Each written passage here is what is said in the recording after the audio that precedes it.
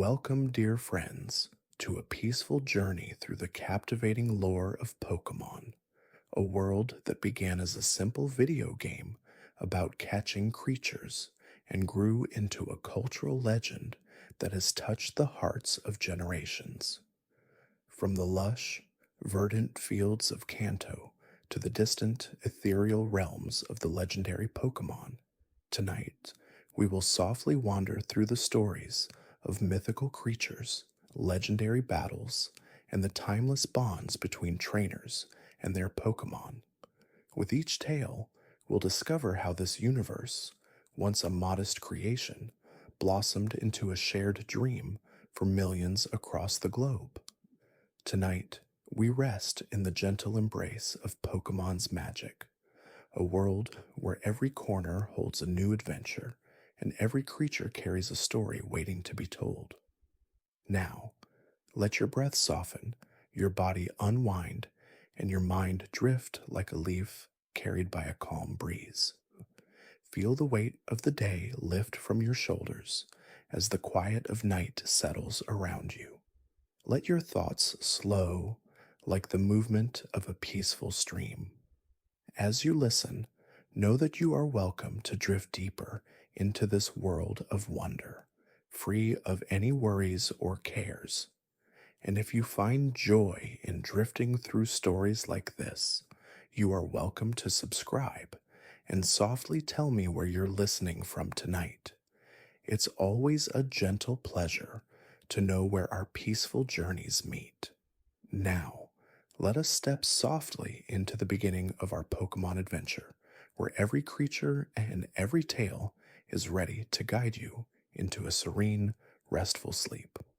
Long ago, in the early days of gaming, there was a dream of capturing creatures from the world around us, creatures that held untold secrets, ones that could be nurtured, trained, and battled.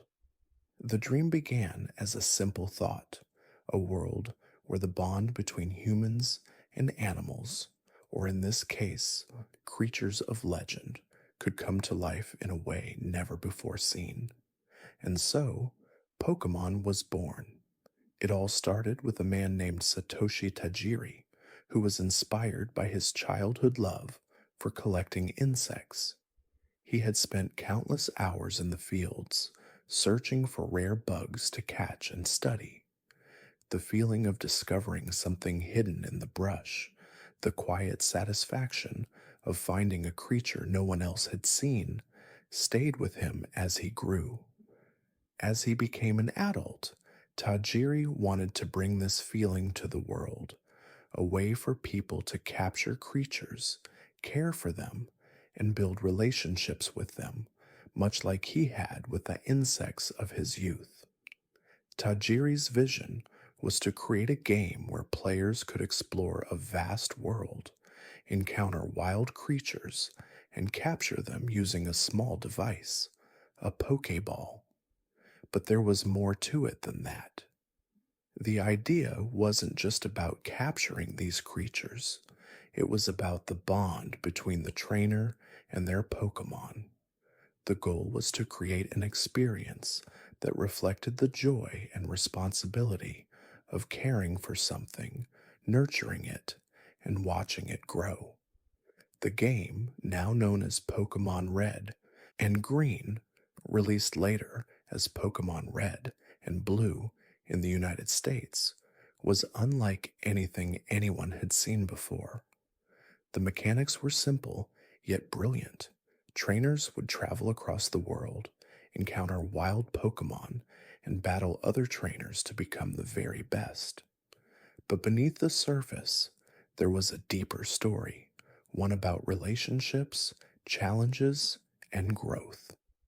From the very beginning, the Pokemon world was crafted with love and care, with each region reflecting the beauty of nature and the diversity of life. The creatures themselves were based on real-world animals, plants, and mythologies, yet they were given a magical, almost ethereal quality. Pokemon could grow, evolve, and become something entirely new, much like the trainers who cared for them. In the first games, players found themselves in the Kanto region, a lush landscape filled with forests, mountains, and seas. It was a world full of wonder, a world that felt alive. The design of Kanto was influenced by Tajiri's love for nature and his belief that the outdoors was a place of freedom and possibility. The creatures in Kanto, like Bulbasaur, Charmander, and Squirtle, were not just animals, they were companions, friends that would accompany you on your journey, always by your side. As the story of Pokemon unfolded, it became clear that this was not just a game, it was an experience. The mechanics of battling were designed to teach strategy, patience, and teamwork. Each Pokemon had its own strengths and weaknesses, and the joy of the game came from learning how to use them in battle. But more than that, Pokemon was about growth, both for the creatures and the players. As trainers battled, their Pokemon grew stronger, evolving into more powerful forms, much like the trainers themselves, who grew in wisdom and skill with each challenge they faced. This journey was not just about catching Pokemon, it was about forging a deeper connection with the world around you, about discovering new creatures, new lands, and new friends. The world of Pokemon was one that invited you to explore, to dream, and to imagine.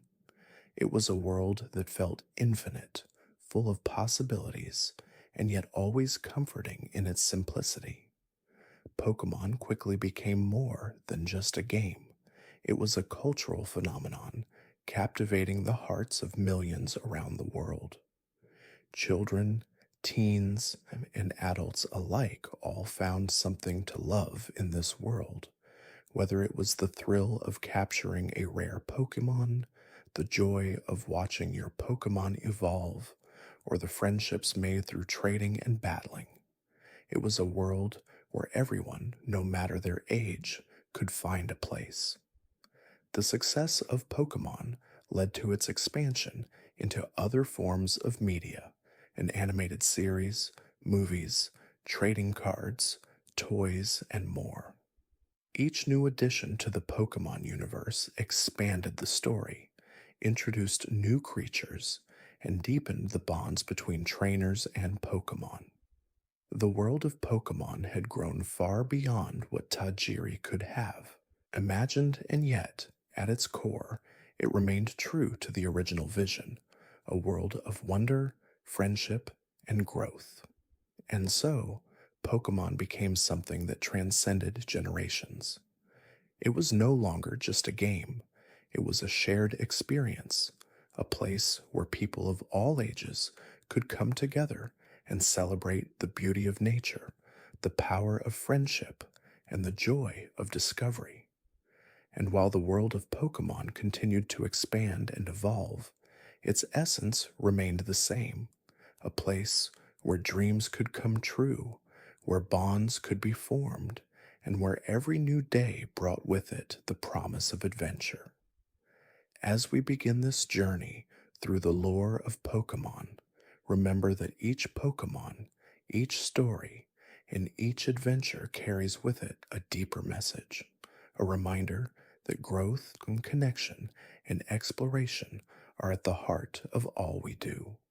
And in this quiet space, we find ourselves once again ready to discover more about the creatures that have become such a beloved part of our world. In the gentle quiet of the Pokemon universe, long before trainers set foot upon grassy fields or wandered through ancient forests, there was a dream of a world shaped by imagination, wonder, and an unbroken harmony between humans and the creatures who shared their land. This world did not emerge all at once. It unfolded slowly, like dawn spreading across a still horizon, each region forming with its own rhythm, its own breath, its own quiet beauty.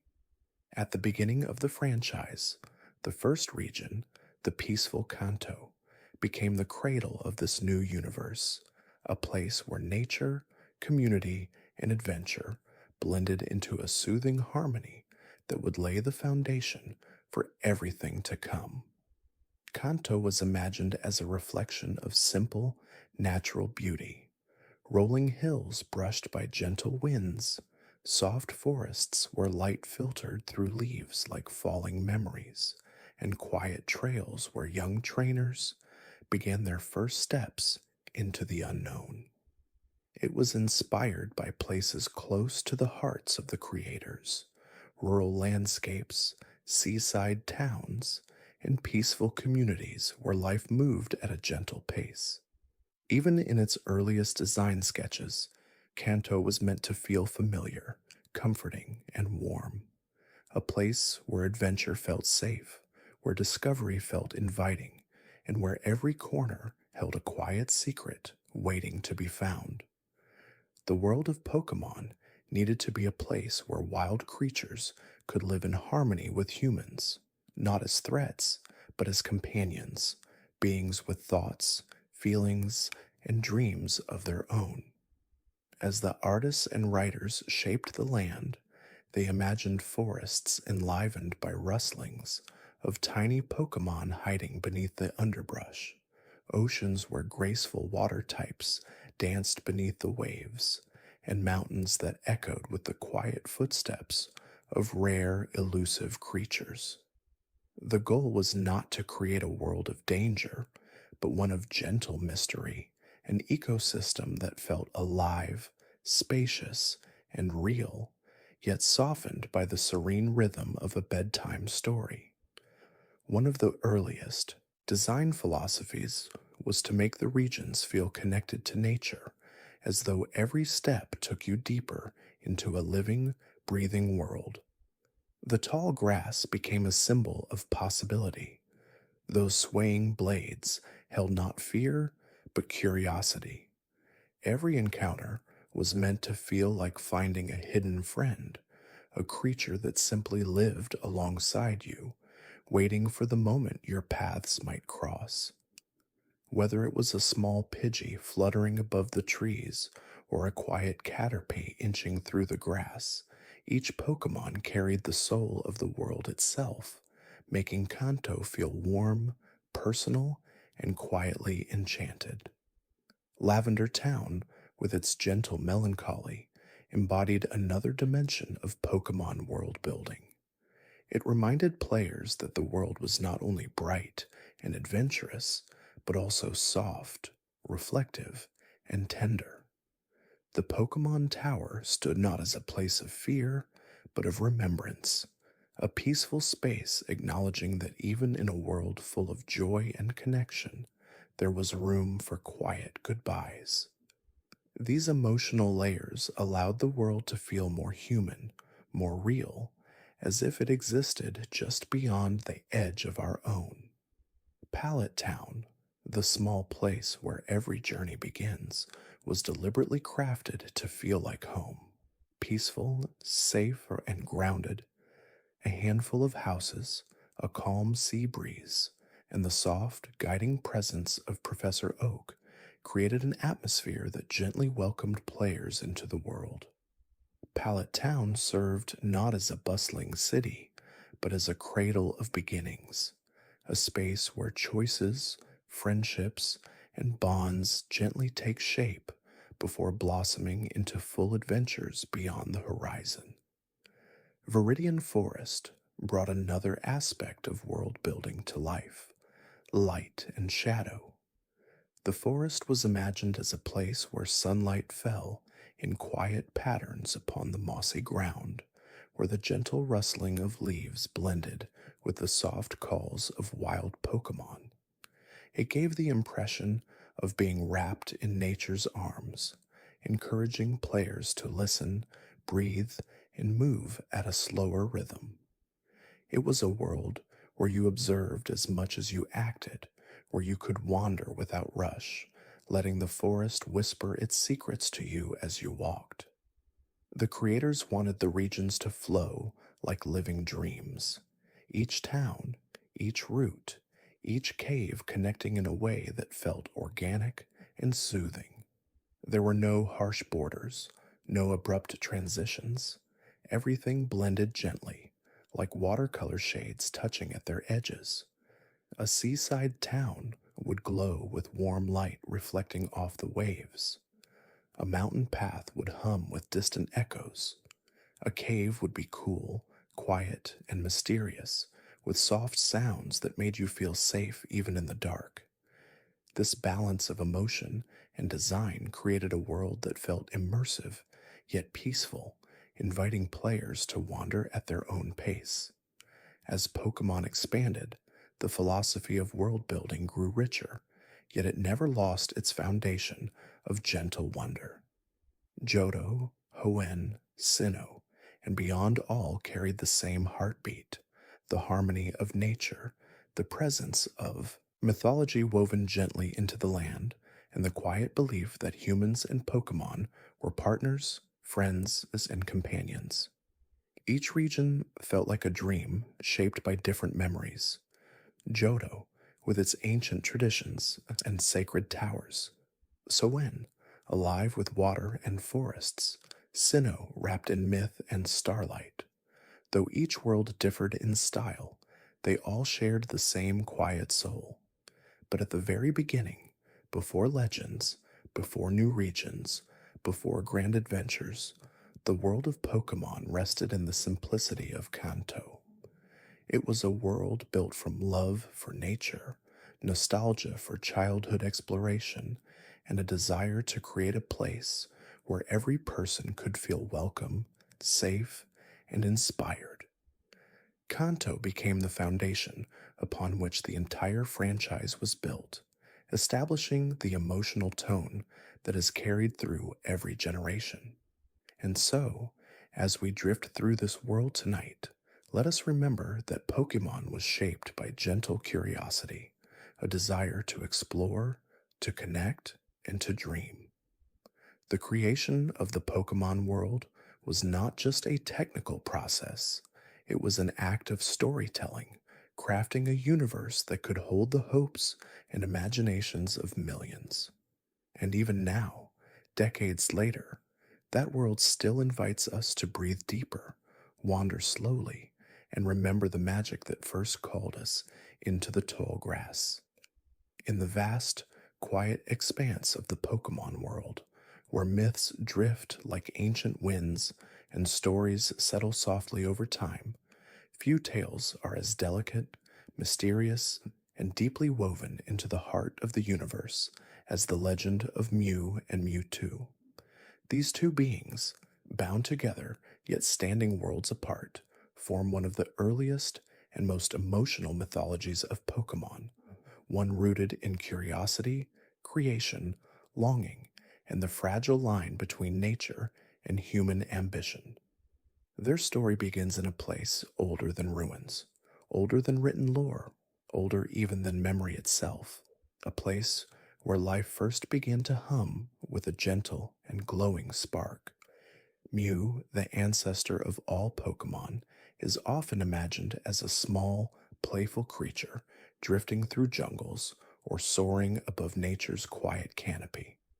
It embodies innocence, pure potential, and the soft poetry of life's earliest breath.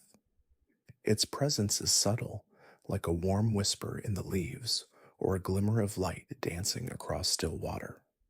In many ways, Mew represents the beginning of all things, a creature untouched by conflict or fear, existing simply to explore, to drift, and to remind the world of its softest origins.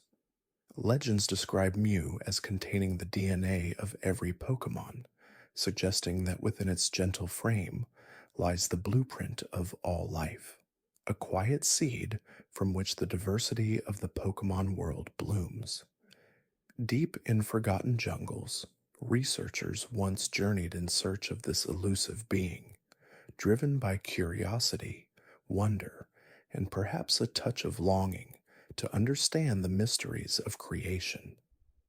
Their notes, hidden in old journals and faint memories, tell of sightings that lasted only a heartbeat, a pink glow among vines, a playful flick of a delicate tail, a sense of something ancient and innocent watching from just beyond reach. Mew was never meant to be captured or fully understood. It was a symbol of life's unknowable grace, a presence that reminded humans of how vast and gentle the world could be.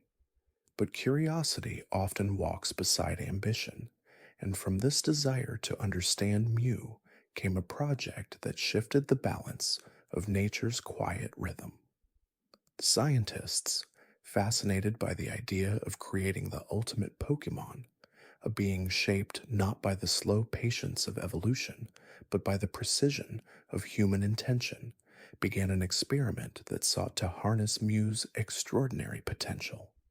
In a pristine, isolated laboratory, far removed from the whispers of the wild, they began to work with fragments of Mew's genetic makeup.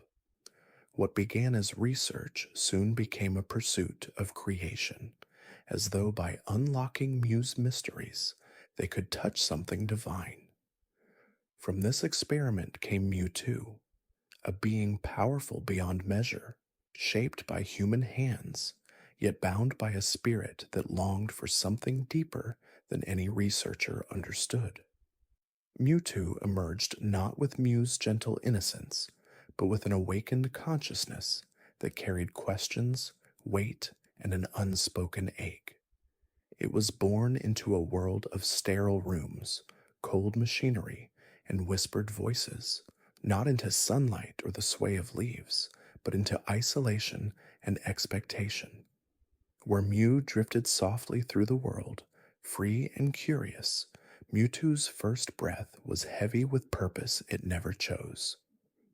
Though created from Mew's DNA, Mewtwo was not a reflection of the ancestor Pokemon's quiet nature.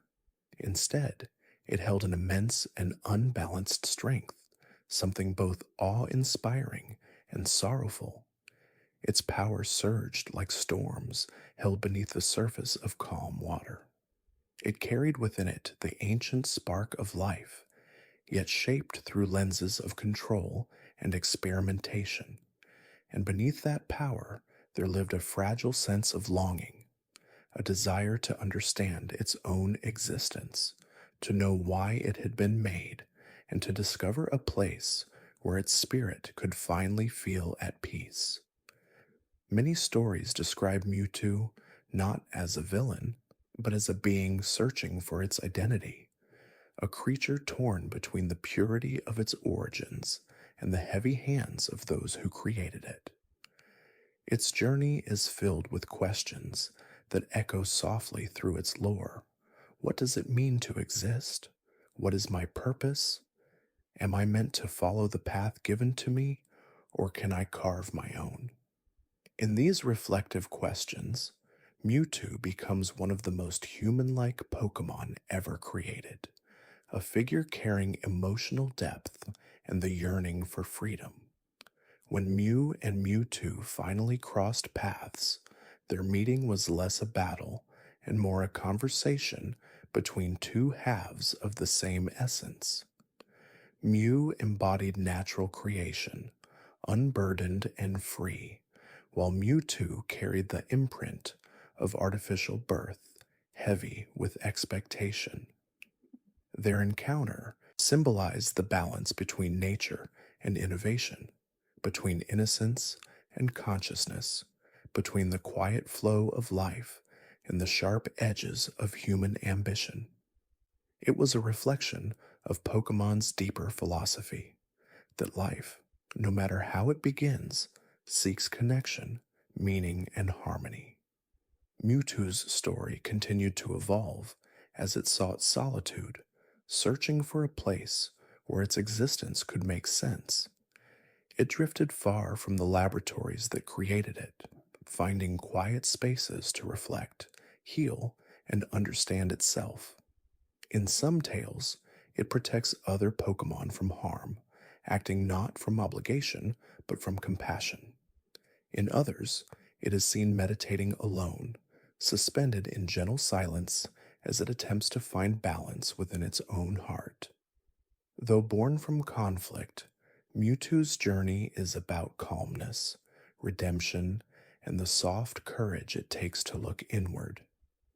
Throughout the Pokemon world, Mewtwo stands as a reminder that even creations born from imperfect intentions can find their own paths. Its story resonates with players not because of its strength, but because of the vulnerability that lies beneath it.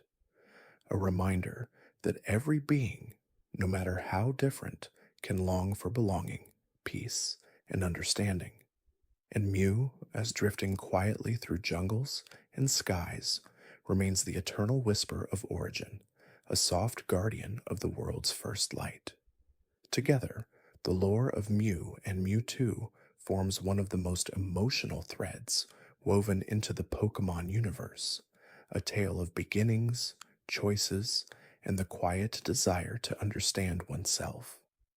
As we drift deeper into the gentle mythology of this world tonight, their story reminds us that creation is never simple, identity is never fixed, and even in the vast quiet of night, we are all searching for a place where our spirits can rest. In the gentle beginnings of countless childhood journeys, three small silhouettes have stood quietly at the heart of the Pokemon world: Bulbasaur, Charmander, and Squirtle. For many, these three companions were not simply choices on a screen. They were the first friends in a vast new land, the first soft heartbeat of adventure, and the gentle spark that lit the path toward exploration, growth, and wonder. Each one carried a personality, a symbol, and a rhythm all its own, offering young trainers a chance to choose not just a partner, but a reflection of their own spirit. Their stories, though simple, carry a timeless warmth, stories of beginnings, of gentle courage, and of companionship that grows like a steady flame or a quiet leaf unfolding in the morning light. Bulbasaur, the seed Pokemon, is often imagined as the calmest and most grounded of the trio. With its gentle eyes and the soft green bulb resting on its back, Bulbasaur embodies nature's quiet patience. It is a Pokemon that blooms slowly, unfolding its strength with steady care, much like a seed growing towards sunlight. The bulb it carries is not a burden, but a symbol, a reminder that growth comes with time, nourishment, and trust. Trainers who choose Bulbasaur often describe it as a partner that listens, that adapts, and that stays by their side through every challenge with serene determination. In many ways, Bulbasaur represents the peaceful beginning of a journey, humble, connected to the earth, and full of potential that blossoms gently rather than suddenly. As Bulbasaur evolves, its story becomes a testament to the quiet strength found in nature. Ivysaur's leaves unfurl with confidence, reflecting the moment a trainer finds their stride, no longer uncertain but not yet at their peak.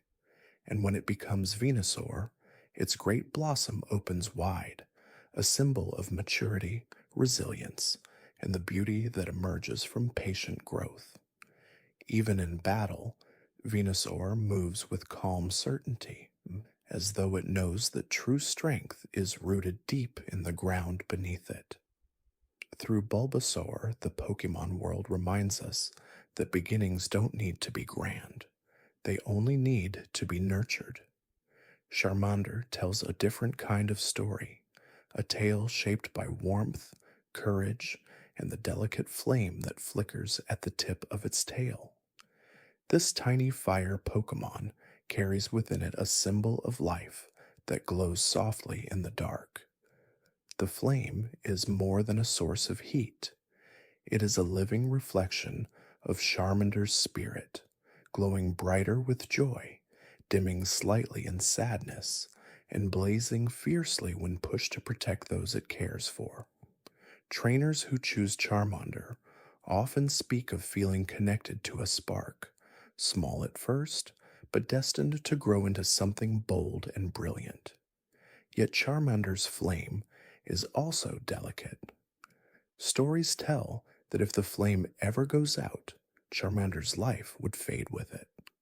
This idea, though softened in modern lore, gave the Pokemon an aura of vulnerability, something rare in the worlds of games and battles. It taught young trainers not only to fight, but to care. It taught them to watch over their companion, shield it from rain, and offer warmth when the world turned cold. In this tender bond, Charmander became more than just a fire type starter. It became a symbol of responsibility and empathy. As Charmander evolves into Charmeleon and later Charizard, its journey mirrors the way a small spark becomes a roaring blaze. Charizard, with its wings spread wide and its flame burning bright, carries the spirit of independence and strength. Yet even then, it remembers the soft care of the trainer who stood beside it from the beginning. The bond between a trainer and Charizard is one forged in warmth, a warmth that grows from a flicker into a brilliant fire that lights the path ahead. Squirtle brings yet another story into this trio, one shaped by flowing water, resilience, and the gentle humor that often accompanies a playful heart. With its round shell and bright eyes, Squirtle feels like a friend you've known forever, one who splashes at the water's edge and always finds a way to make even the longest journey feel light. Squirtle embodies adaptability, the way water shapes itself to any riverbed, any vessel, any wave, yet remains undeniably itself. Trainers who choose Squirtle often feel a sense of comfort, as though they are walking beside a companion who knows how to stay calm even when paths twist and turn. Its shell represents safety, a portable home, a quiet sanctuary where Squirtle can retreat whenever it feels overwhelmed. This balance between boldness and retreat, between playfulness and quiet reflection, makes Squirtle a deeply relatable partner. As it evolves into Wartortle and then Blastoise, Squirtle's journey mirrors the steady growth of someone learning to navigate life's waters with confidence and grace. Blastoise, with its powerful water cannons, is often seen as a guardian figure, strong, unwavering, and deeply loyal. Yet beneath that strength lies the same gentle heart that once peeked shyly from a small blue shell. When these three Pokémon were first introduced, their designs were simple, yet filled with personality. Their stories were not elaborate myths or ancient legends. They were the stories of starting small, learning, growing, and discovering who you are along the way. Each one offered young trainers a different emotional path.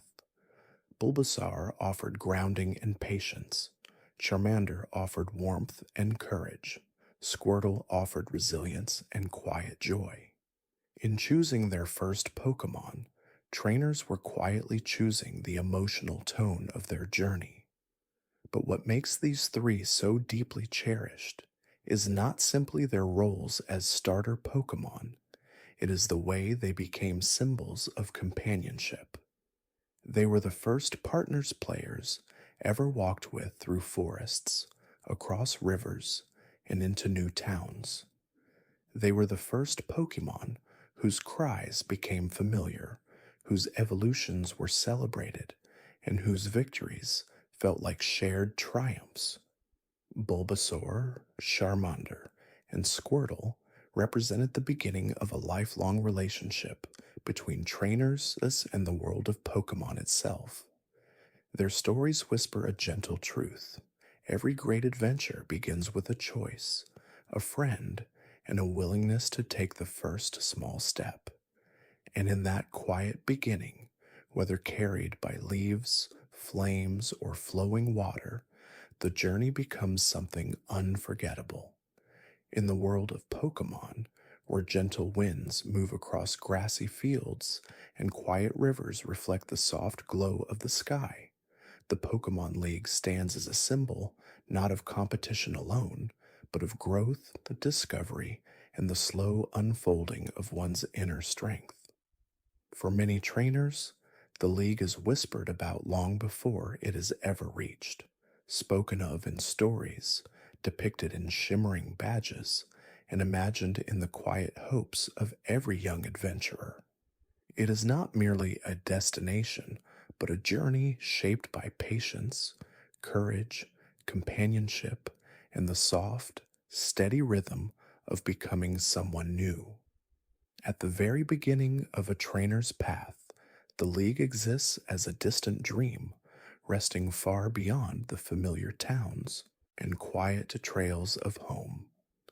The journey toward it begins gently, with a first step onto a sunlit road, guided by the presence of a loyal partner Pokemon at one's side.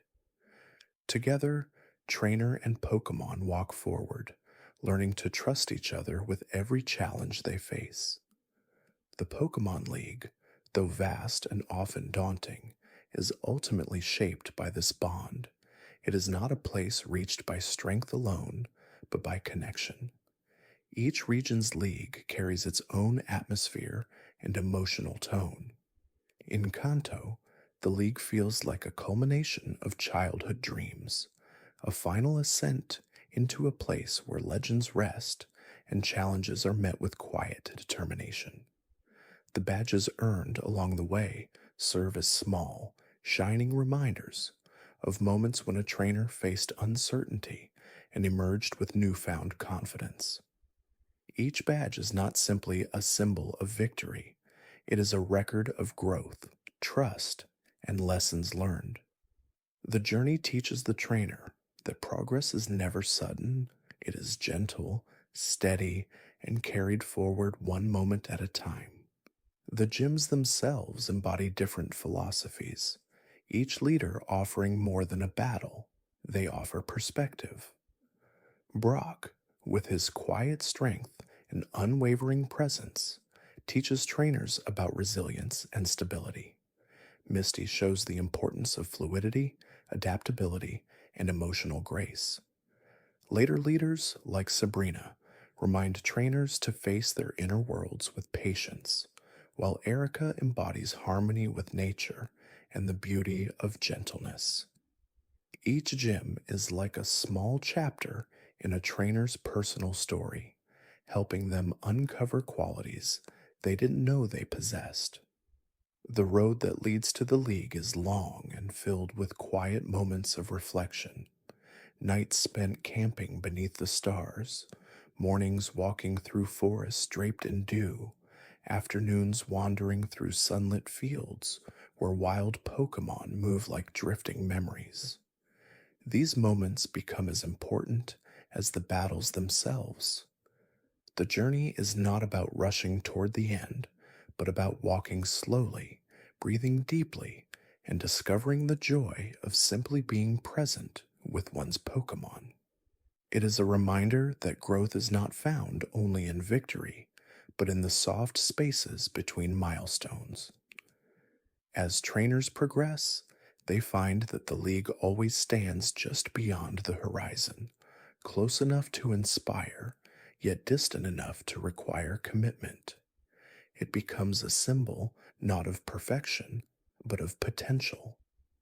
Reaching the Pokemon League means acknowledging the person you were when the journey began, the person you became along the way, and the person you are still growing into.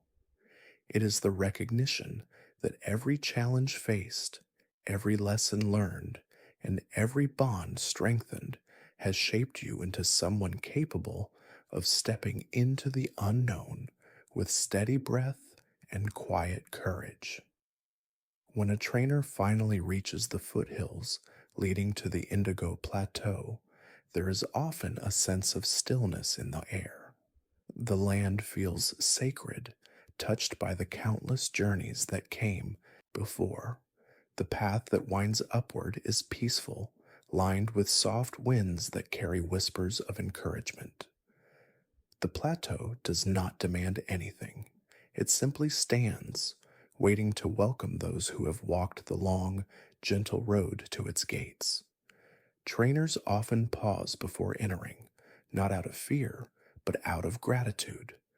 This is the place where dreams meet reality, where past and future gently intertwine. The Elite Four represent the final lessons of the journey. Lorelei teaches composure, the ability to remain calm, even when the world becomes cold and uncertain.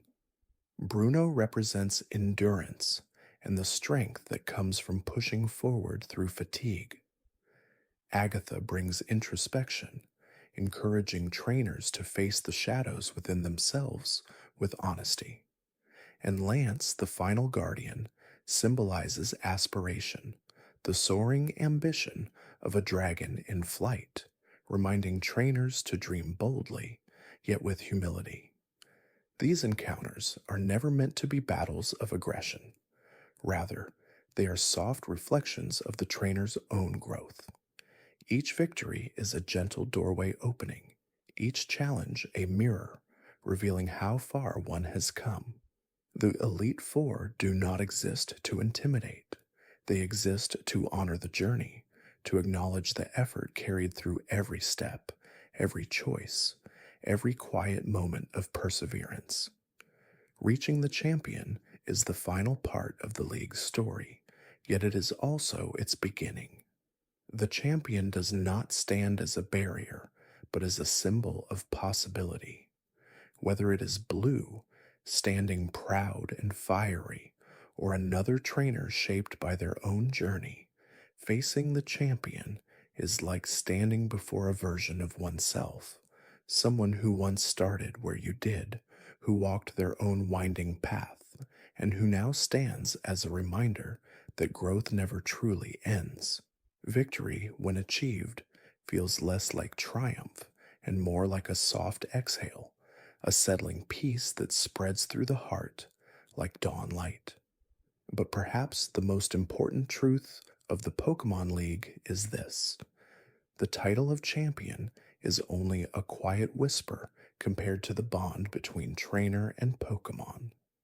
The real victory lies in the companionship formed along the way, the trust that deepened through every step, and the love that blossomed across countless shared experiences. The League merely highlights what trainers already carry within them, the quiet strength that grows not from winning, but from walking, learning, and connecting with the world around them. And when a trainer finally stands beneath the gentle glow of the Hall of Fame's light, surrounded by the Pokemon who shared every step, the moment feels timeless. Not loud, not triumphant, but peaceful, reflective, and full of gratitude. The League journey ends not with a shout, but with a soft heartbeat, a reminder that every ending is only the beginning of another quiet adventure. In the gentle tapestry of the Pokemon world, woven with journeys, legends, and countless small moments of wonder, few stories glow as warmly as the quiet, enduring friendship between Ash Ketchum and Pikachu. Their bond, though cherished across generations, is more than a partnership of trainer and Pokemon.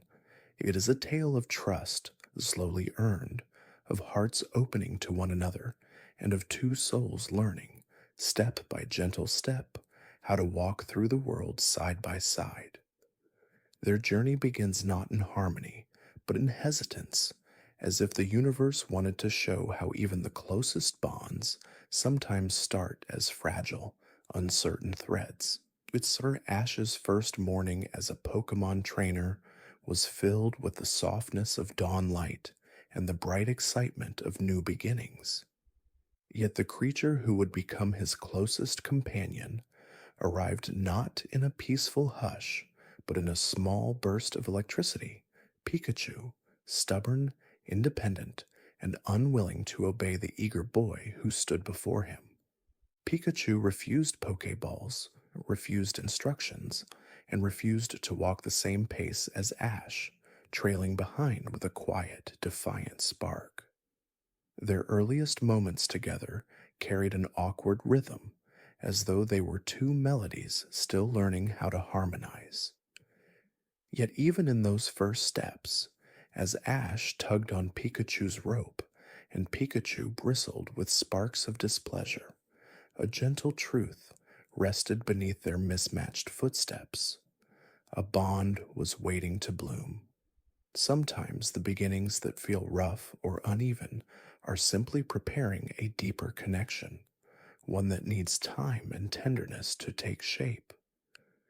The turning point came not through victory or competition, but through vulnerability. When a flock of Spearow swept across the sky in a sudden storm of wings and fury, Ash stood before Pikachu with open arms, shielding him with every ounce of his being. In that moment, when the rain poured down and Ash's voice trembled with determination, Pikachu saw something it had not expected, a heart willing to protect, to give, and to stand firm even when fear pressed close. With a single powerful surge of electricity, Pikachu defended Ash, not out of obligation, but out of newfound trust. And when they both lay exhausted after the storm, something subtle and luminous had changed. A bond had been born, fragile yet glowing, like a lantern lit for the first time. From that moment forward, Ash and Pikachu walked together, not as strangers, but as companions. Pikachu chose to ride on Ash's shoulder, resting against him with quiet comfort. The sparks that once erupted in irritation softened into playful zaps, teasing yet affectionate. Their journey carried them across forests, mountains, towns, and oceans, yet at the heart of every place they visited was the gentle constancy of their companionship. Ash spoke to Pikachu not as a tool for battle, but as a friend. Pikachu listened, understanding more from Ash's tone than from his words. What made their friendship so special was not the battles they won, but the quiet moments between them. Pikachu waking Ash with a gentle tap of its tail, Ash sharing his food even when he was hungry, Pikachu nuzzling Ash's cheek when he felt discouraged. These small, tender acts created a rhythm of care that deepened with each step they took. Together, they learned that true partnership is not formed in a single moment. It grows through shared experiences, through mistakes, laughter, and the soft willingness to forgive. Their bond became a lantern that guided them through challenges, lighting the path even when uncertainty stretched before them like a winding forest trail. Ash never treated Pikachu as less than equal. He listened when Pikachu refused to evolve, honoring the wish without question. That decision, so simple yet profound, became a testament to the trust they shared. Ash did not need Pikachu to be stronger. He only needed Pikachu to be happy. And Pikachu, in return, gave Ash a loyalty so deep it seemed to shimmer around them like gentle starlight. Throughout their journey, they met friends who walked with them for a while, offering companionship, lessons, and warmth. Misty with her fiery spirit, Brock with his calm and grounding presence, and many others who joined along the way, all witnessed the quiet strength of Ash and Pikachu's bond. Yet even as companions came and went, the rhythm between the boy and his electric-type partner remained unbroken. In times of doubt, Pikachu was Ash's soft reassurance. When Ash lost battles, when he questioned his worth, when he felt the ache of failure settle in his chest, Pikachu would curl beside him, offering silent comfort. Sometimes Pikachu's soft Pika carried more meaning than any long speech could. It reminded Ash that growth was gentle, that setbacks were natural, and that he was never alone. And when Pikachu faltered, when exhaustion, fear, or uncertainty brushed against its small heart, Ash was the steady presence who knelt beside him, offering whispered encouragement, a protective embrace, or a quiet promise that they would face everything together. One of the most tender aspects of their friendship was the unspoken understanding between them. Ash could read Pikachu's emotions in the flicker of its tail, the curve of its smile, the pitch of its cry. Pikachu could sense Ash's feelings through the tremble of his hand, the tone of his voice, the softness in his eyes. This silent dialogue formed a bond that felt almost melodic, like the world had given them their own gentle language. Through countless regions, battles, challenges, and adventures, their connection only deepened. Whether standing before gym leaders, helping wild Pokémon in need, or watching the sunset from a grassy hilltop, Ash and Pikachu carried a warmth between them that felt as constant as a heartbeat. Theirs was a friendship not shaped by power, but by presence, by the simple promise of always being there for one another. As time passed, their journey came to symbolize something larger than themselves, a reminder that the greatest adventures in life are not about achieving titles or reaching distant destinations, but about the connections we nurture along the way. Ash and Pikachu showed generations of viewers that companionship is a gentle, powerful force, one that makes every step softer, every challenge lighter, and every moment more meaningful. Their story continues to drift through the world like a soft breeze, carrying with it a warmth that settles gently in the heart. It reminds us that friendship, when cared for tenderly, becomes something luminous, something that guides us, comforts us, and grows with us as we move through the quiet landscapes of life.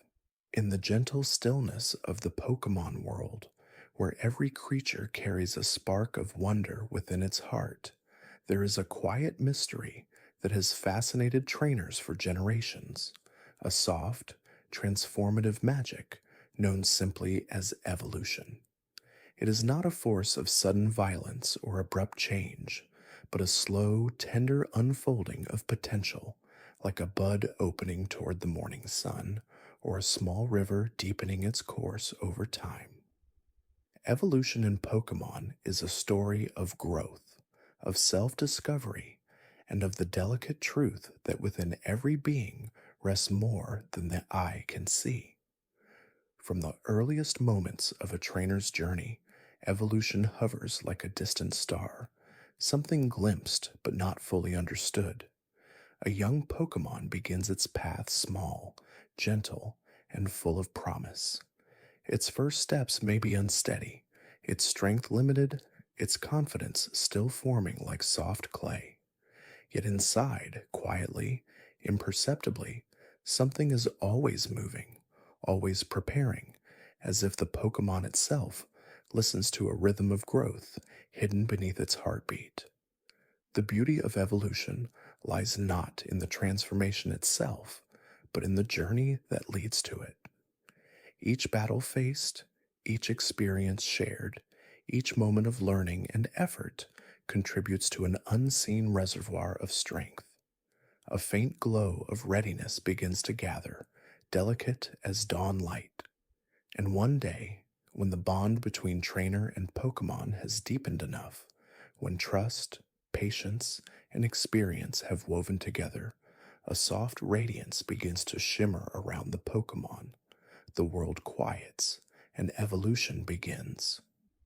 The glow that surrounds a Pokemon during evolution feels less like a surge of power and more like a moment of becoming. It is as if the creature is stepping into a fuller version of itself, shedding layers of fear, uncertainty, or limitation. Trainers often describe watching evolution as witnessing a loved one awaken, a gentle unfolding of wings, a soft blooming of light, a transformation that feels both mysterious and beautifully natural. Even as the form changes, the essence remains. The friend who began the journey is still there, simply more fully expressed. Every Pokemon experiences evolution differently. For some, like Caterpie, the change mirrors the metamorphosis found in nature, a small, humble creature weaving a cocoon of stillness, retreating into quiet, and emerging as a newly winged being. Caterpie's journey into Butterfree's gentle grace reflects the patience required for certain transformations.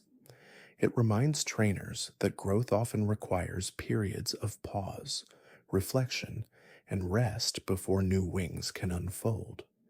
In others, like Magikarp transforming into Gyarados, evolution becomes a story of inner strength awakening from unlikely origins. Magikarp, often overlooked and dismissed, carries within it a dormancy that resonates with quiet persistence. When it evolves, the world is reminded that even those underestimated or unseen possess depths of power waiting to be awakened. The transformation is not just physical, it is symbolic, a reminder that greatness can grow from the most unexpected places. For Pokemon like Eevee, evolution becomes a reflection of choice, emotion, and an environment. Its many evolutionary paths represent the countless ways a single life may branch, shaped by affection, surroundings, and the quiet nuances of a trainer's care. Whether it becomes Vaporeon, Jolteon, Flareon, or any of its other forms, Eevee's evolution is a soft whisper of life's truth. We are shaped by love, by the places we rest, and by the gentle hands that guide us. The stone evolutions, those sparked by moonstones, firestones, and other ancient relics, carry a different kind of magic. Their transformations feel like moments of destiny, as though certain Pokemon are aligned with specific energies woven into the world. When a Clefairy evolves under the light of a moonstone, the moment feels serene, like moonlight settling onto still water. When a Growlithe is touched by a firestone, the transformation carries the warmth of a hearth, glowing with ancient flame. These evolutions remind trainers of the world's quiet mysticism, the subtle ways its energies move and intertwine. And then there is evolution, shaped not by battle, not by stones, but by friendship, a tender, intimate path followed by Pokemon like Espeon, Umbreon, or Sylveon. Their evolutions require more than strength, they require trust. A trainer must walk gently, offering care, time, patience, and shared moments. When a Pokemon evolves through friendship, the transformation is a testament to the invisible bond woven between hearts. It is a reminder that growth rooted in love is among the most powerful forms of evolution. Across the Pokemon world, evolution has come to symbolize a universal truth that life is full of stages, each meaningful, each preparing us for the next. No Pokemon is incomplete before evolving. A Charmander is not unfinished simply because Charizard waits further down the path. A Chikorita is not small or lesser because Meganium rests in its future. Every stage holds beauty. Evolution does not erase what came before, it honors it, building gently upon earlier steps.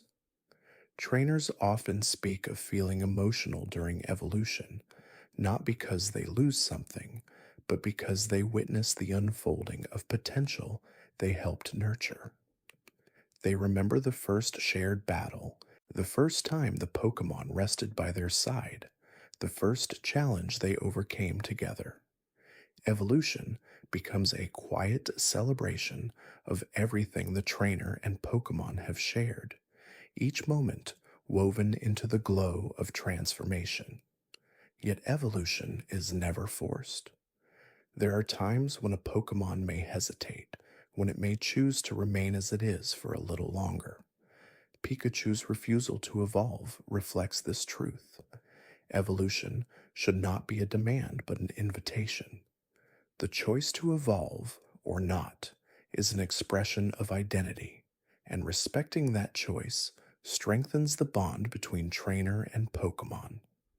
This gentle respect is one of the most tender parts of the Pokemon world. Even Mega Evolution and other modern transformations, with their bursts of radiant power, carry a softness beneath their brilliance.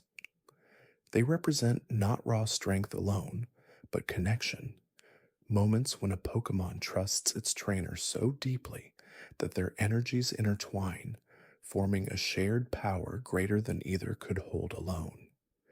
These evolutions remind us that even the most dramatic transformations are rooted in quiet bonds. As we drift deeper into this peaceful journey through Pokemon lore, the power of evolution whispers a message that touches both trainer and listener. Growth is not something to rush. It is not loud or sudden. It is a gentle unfolding, a soft awakening, a quiet becoming. And within every stage of the journey, there is beauty, meaning, and a light waiting to bloom. In the vast, shimmering skies of the Pokemon world, where clouds drift like ancient thoughts and winds carry whispers of forgotten tales, three majestic creatures glide with a grace untouched by time: Articuno, Zapdos, and Moltres. They are more than Pokemon. They are living myths, elemental wings unfolding across the heavens, guardians of balance born from the breath of nature itself.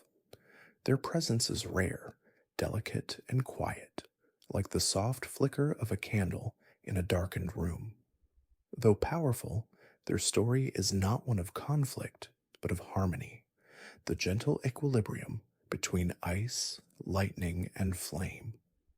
Long before trainers roamed the land, the world knew the three birds as forces woven into the sky's fabric. Their names were spoken in calm reverence, not as fears but as reminders of nature's ability to move with both intensity and serenity. Each bird ruled its own corner of the atmosphere, bringing with it a distinct rhythm of weather and emotion, shaping the seasons with the softness of a painter's brush.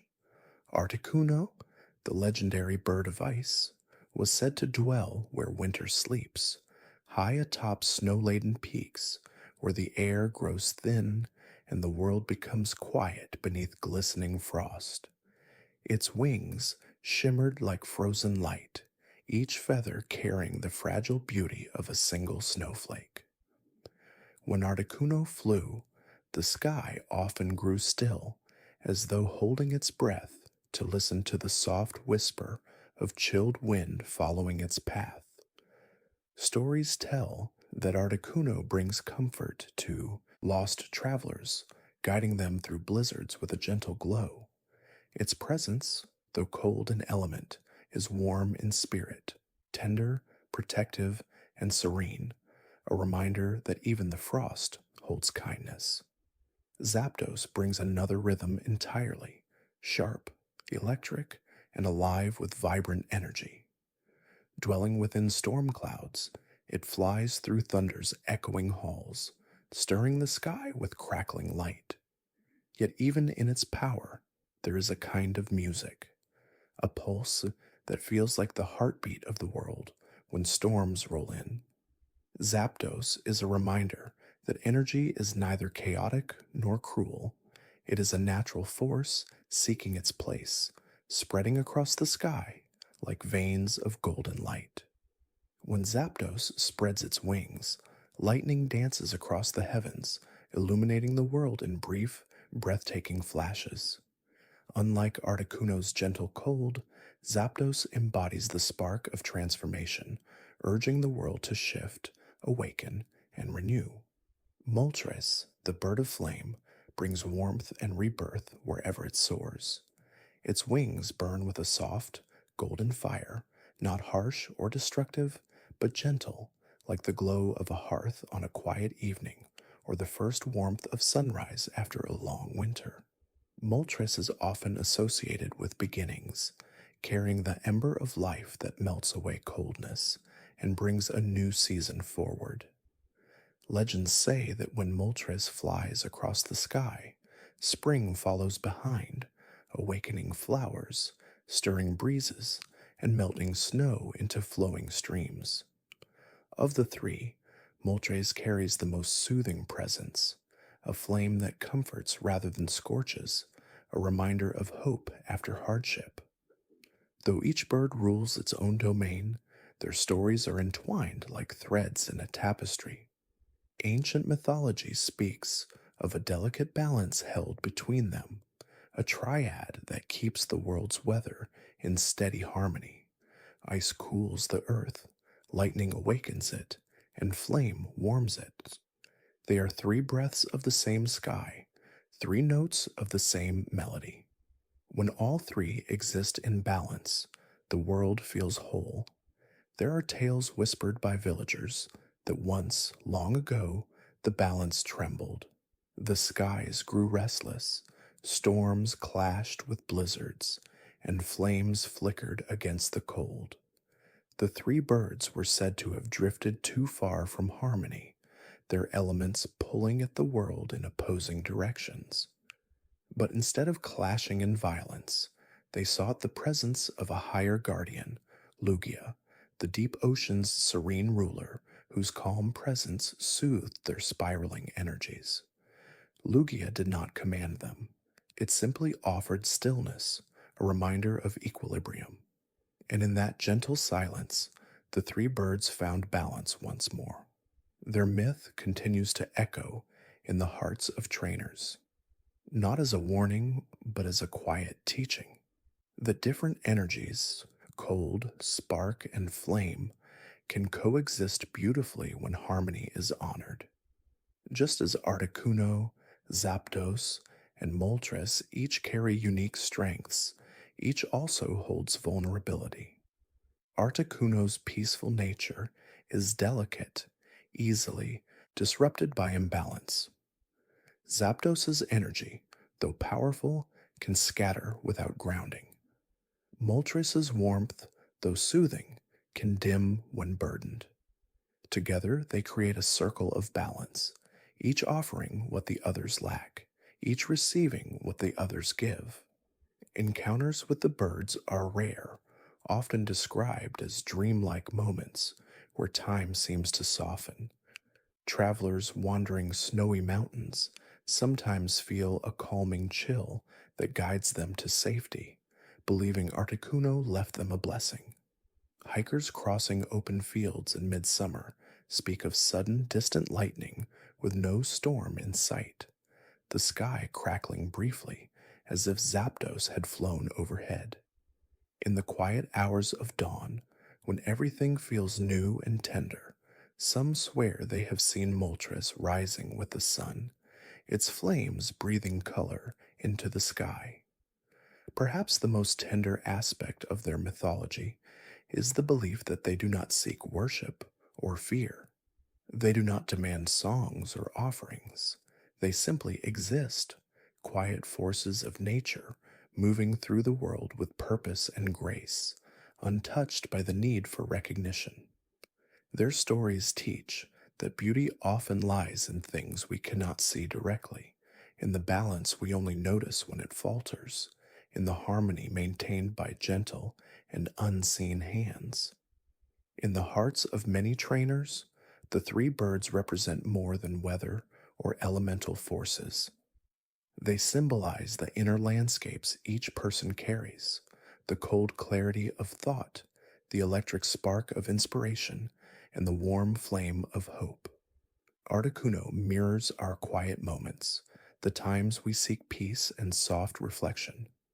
Zapdos reflects our bursts of creativity, our sudden awakenings, our vibrant ideas. Moltres embodies renewal, the gentle warmth that pushes us to begin again when the world feels heavy. Together, their mythology invites us to honor every part of ourselves, the calm, the spark, the warmth, and to find balance among them. As we drift further into this gentle night of stories, the wings of Articuno, Zapdos, and Moltres continue to move softly in the background of the Pokemon world, carrying whispers of balance, beauty, and harmony, reminding us that even the sky has its guardians. In the gentle twilight of the Pokemon world, where countless stories unfold with warmth and wonder, there exists another thread, quieter, more somber, yet still touched by the soft brush of humanity. This thread follows the origins of Team Rocket, a group often remembered for mischief and misguided ambition, yet whose deeper story reveals a tender truth about longing, imperfection, and the quiet ache of wanting more than the world seems ready to offer. Their tale is not one of villainy, but of lost paths, fragile dreams, and the complex emotions that shape the hearts of those who wander. Before Team Rocket became a name whispered in the shadows of Kanto, it existed simply as an idea born from one man's desire to reshape the world.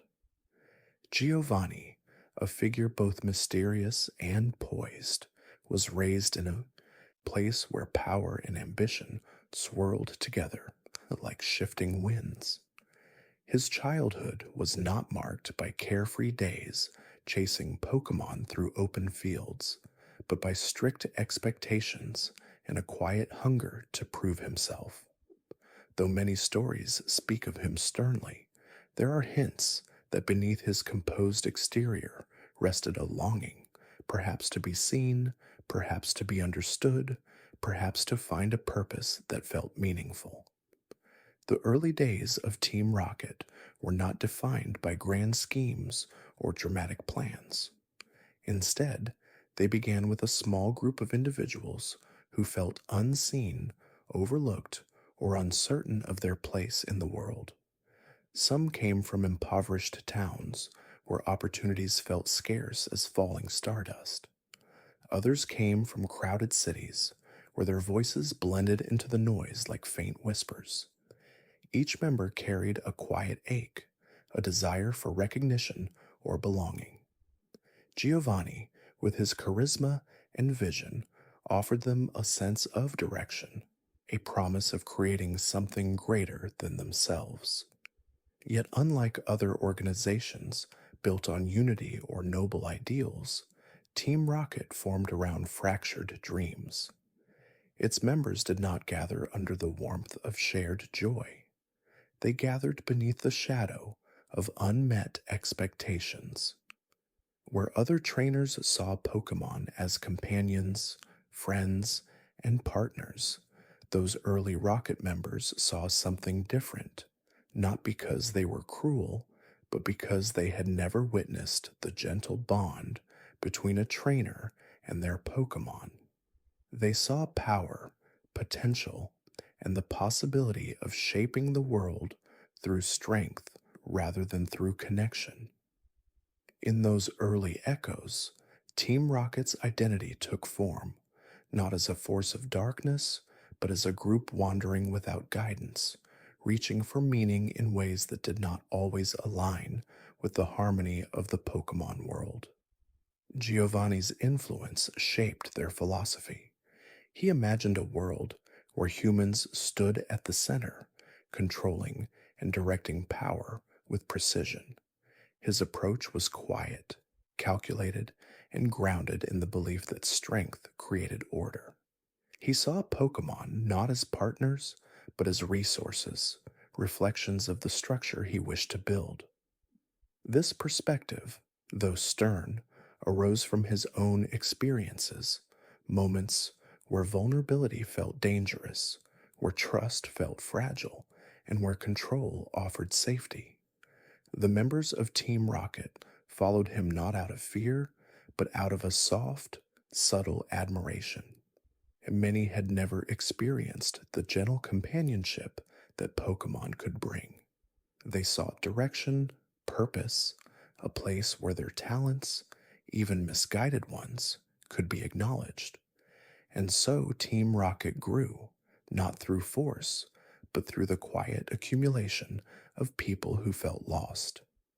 Yet within Team Rocket's story, there is also unexpected warmth found in the least likely of places. Jesse and James, two of the organization's most recognizable faces, carry histories filled with longing and tenderness. Jesse's early life was marked by hardship, moving from place to place like a drifting leaf, searching for belonging. James grew up surrounded by luxury, yet felt imprisoned by expectations that weighed heavily upon his heart. Both joined Team Rocket not because they wished to harm, but because the world outside felt too overwhelming, too uncertain, too full of spaces where they did not quite fit. Their companionship with Meowth became a source of quiet solace, a trio bound not by ambition, but by shared loneliness. Meowth himself carried a tender past, marked by a yearning for acceptance and the painful lesson of unrequited affection. Together, Jesse, James, and Meowth created a small pocket of warmth within the organization's shadowed halls. Their efforts to impress Giovanni were less about wicked intentions and more about a desire to be valued, to feel seen in a world that had often overlooked them. Even as they chased Pikachu across regions, their attempts were filled with clumsy humor, gentle failure, and a childlike persistence that revealed the softness beneath their uniforms. They were not villains, they were wanderers, dreamers, and fragile souls searching for a place to belong. Over time, Team Rocket's story came to symbolize a truth often found in quiet corners of the world. People sometimes take misguided paths, not out of malice, but out of longing, out of fear, out of loneliness. And even in those shadows, there is room for redemption, growth, and gentle transformation. Many of Team Rocket's members eventually learned the value of caring for Pokemon, forming bonds despite the organization's teachings. Some left the group to become trainers, explorers, or caretakers. Others found new paths through unexpected friendships, discovering that strength rooted in compassion feels different from strength rooted in control. Even Giovanni, often portrayed as distant and untouchable, has been hinted to possess depth beyond what the world sees, moments of reflection, unresolved emotions, and a quiet sense that he too is shaped by wounds unseen. Team Rocket's origin, then, is a story not of darkness, but of shadows longing for light. It is a reminder that every person, no matter their choices, carries a heart shaped by their own experiences. And even those who stray can find their way back through companionship, patience, and gentle understanding. As we drift through this quiet night of stories, Team Rocket's tale becomes something soft, something human. It whispers that everyone seeks belonging, that every dream, even a misguided one, begins with a fragile hope. And in the end, their story teaches that even the softest spark of kindness can shift a path, heal a heart, or awaken the desire to grow in a new direction. As the journey through Kanto settled into memory, like footsteps slowly softened by time, a new chapter began to unfold, quietly, gently, in the golden fields and forested hills of a land called Johto. It was a region bathed in warmth and myth, shaped by stories passed down like lullabies and rooted in a deep reverence for tradition. Here in Johto, the Pokemon world grew not louder, but deeper, expanding not just in distance, but in soul. Johto rests just west of Kanto, yet it feels like a different dream. The air is tinged with a sense of the ancient. Stone towers rise above sleepy towns. Shrines lie nestled among whispering trees. Sacred lakes shimmer with secrets untouched by time. Every trail feels like it has been walked before, by travelers, by Pokémon, by stories still echoing gently through the landscape. It is a land where history breathes softly beneath every leaf, every brick, every wave. The new journey in Johto begins as all journeys do, with choice. Not a loud or urgent one, but a quiet moment of decision. Three new companions wait, each one brimming with personality and potential. Chikorita, the grass type with a leaf curled gently atop its head. Cyndaquil, a fire type whose flames flicker shyly down its back. And Totodile, a water type who dances through the world with playful energy and bright, curious eyes.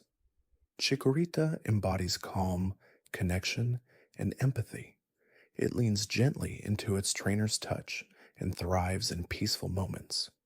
Its journey from Chikorita to Bayleaf and finally to Meganium is not a story of power, but of growth that feels natural, floral, and healing.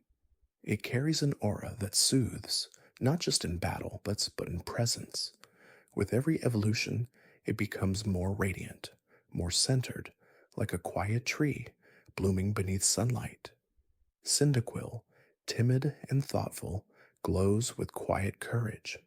Its flames don't roar, they flicker like lanterns in the dusk, glowing brighter as it finds confidence with its trainer. As it evolves into Quilava and later Typhlosion, its spirit kindles into something bold yet refined. Its fire never loses its softness. It becomes a symbol of quiet strength, of bravery that doesn't boast. And Totodile, ever joyful, leaps headfirst into everything. It laughs, it spins, it splashes, reminding trainers to play, to enjoy the path, to find wonder in every puddle and every breeze. Its evolution into Croconaw and then Feraligatr brings strength, yes, but also a playful heart that never truly fades. It's a reminder that fun and growth can live side by side. These new starters signaled something subtle, that the world of Pokemon wasn't just growing in scale, it was growing in emotional depth. Johto invited players to slow down, to look closer, to listen to the wind as it moved through ancient trees. And it offered not just new Pokemon to discover, but new ways to feel, to connect, to imagine. The towns of Johto each carried their own gentle rhythm. Violet City, crowned by the Sprout Tower with its swaying wooden beam, offered a place of balance and meditation. Ecruteak City felt like stepping into a storybook where the past spoke softly through sacred towers and elegant dances. Olivine watched the sea with quiet patience. Mahogany hid mystery beneath snow and silence. And then there were the legendaries, beings not of battle, but of symbolism. Ho-Oh, the rainbow bird, flew far above the towers of Ecruteak, its feathers shimmering with ancient light. Said to appear only to those of pure heart, Ho-Oh was not simply a legendary Pokemon. It was a quiet spirit of rebirth and hope, a reminder that beauty often comes after loss. Lugia, its counterpart, rested beneath the sea, calm and composed, guarding the elements with a serene and mysterious presence. Where Ho-Oh was fire and radiance, Lugia was water and silence, two sacred beings in balance, never rushing to reveal themselves, never seeking worship, simply watching, waiting, existing beyond the edges of sight. The story of Johto also brought the myth of the three legendary beasts, Entei, Suicune, and Raikou. Born from fire, water, and lightning, these creatures rose from the ashes of tragedy to carry their elements across the land. Their steps were soft, their appearances fleeting. Suicune, in particular, became a symbol of elegance, gliding across lakes to purify waters, leaving behind nothing but ripples and awe. But perhaps what made Johto so soothing, so sleep soft in memory, was the way it wove the new with the old. It didn't rush to impress. It invited the player to walk slowly, to visit ruins where Unknown spelled forgotten messages, to tend to apricorn trees that grew in quiet corners, to listen to melodies played on flutes by people who knew the value of pause. There was a radio station in Johto, not booming, but gentle. It played lullabies, weather reports, soft stories told by calm voices. Even technology in Johto seemed to understand that not everything needed to be loud. Sometimes, knowledge arrives best in whispers. The journey through Johto echoed Kanto in structure, yet it felt more reflective. When the player, now older, stronger, and a little wiser, finally returned to Kanto in the latter part of the game, it wasn't a reset, it was a return, a homecoming, a soft footstep in a place remembered, and it felt like life itself, moving forward, then looking back, then realizing that both are part of the same path. In Johto, trainers didn't just become champions, they became caretakers of story, of memory, of peace. It was a region not just to conquer, but to inhabit.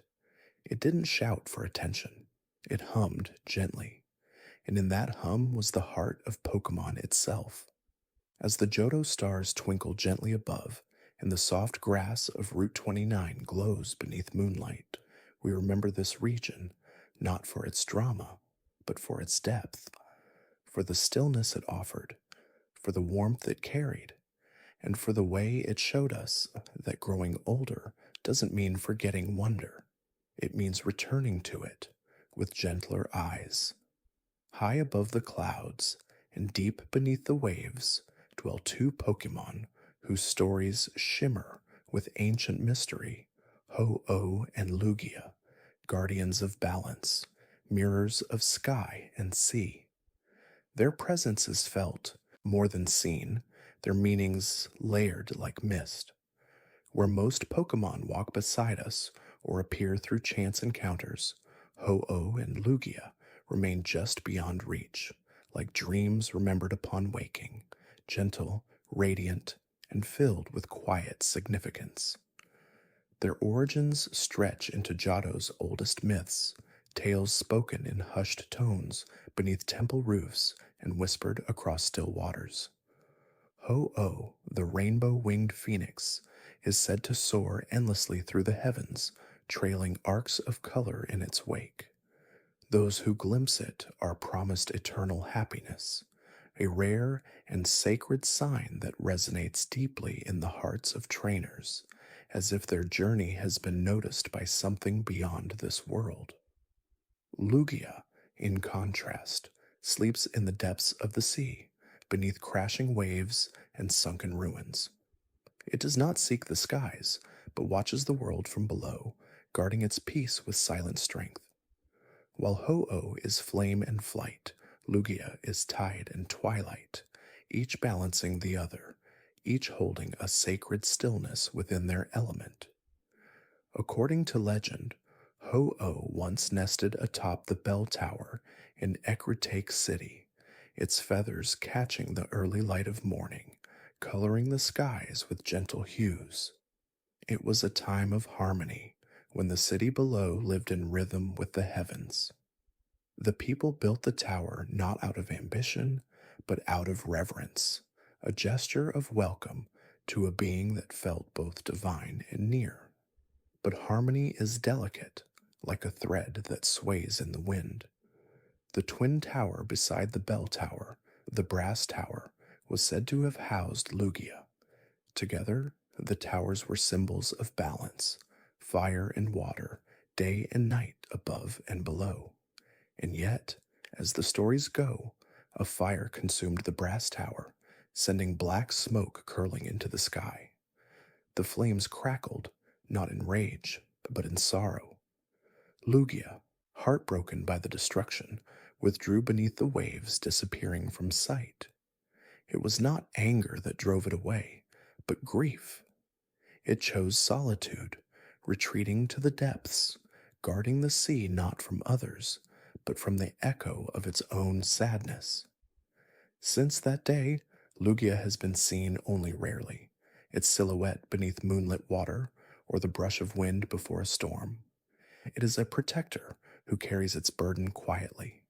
Ho-Oh, too, left the tower after the fire, but where Lugia sank into solitude, Ho-Oh continued to roam the skies, watching, circling, waiting for a time when humans might once again prove worthy of its light. Its feathers, said to shimmer in all 7 colors, became tokens of hope, artifacts of beauty left behind like blessings. There is a legend that 3 Pokémon, Entei, Raikou, and Suicune, were reborn by Ho-Oh's hand after perishing in the fire that consumed the tower. Their revival was not a spectacle, but an act of compassion. In that moment, Ho-Oh did not act as a god or ruler, but as a gentle guardian, unable to bear the loss of life. The 3 legendary beasts, born from fire, storm, and rain, now wander Johto as symbols of renewal, carrying with them the memory of a moment when destruction met grace. These stories are not loud. They do not cry out with battles or conquests. They unfold like wind through trees or the hush before dawn. Ho-Oh and Lugia are not legendary because they are strong. They are legendary because they listen, they wait, they remember. Trainers who seek them are often drawn not by desire for power, but by a deeper yearning to witness something sacred, to be seen by something ancient and kind, to stand at the top of the bell tower where the wind sings softly, or to sail upon whirl islands where waves lap against stone, is to feel the breath of history, to touch the edge of myth. These are places where the world grows still, where you are no longer just a trainer, but a small part of something vast and enduring. Ho-Oh's presence is always light, a shimmer on the horizon, a golden flash in the clouds, a rainbow after rain. It brings warmth, renewal, and a sense of destiny. Those who have seen it often describe a deep peace that settles in the chest, like the closing of a long-held grief. It is a reminder that even after great loss, beauty returns. Fire may consume, but it also cleanses. And from ash, new life rises. Lugia appears in quieter ways, a shadow in the water, a rush of wind over the sea, a calm before the storm.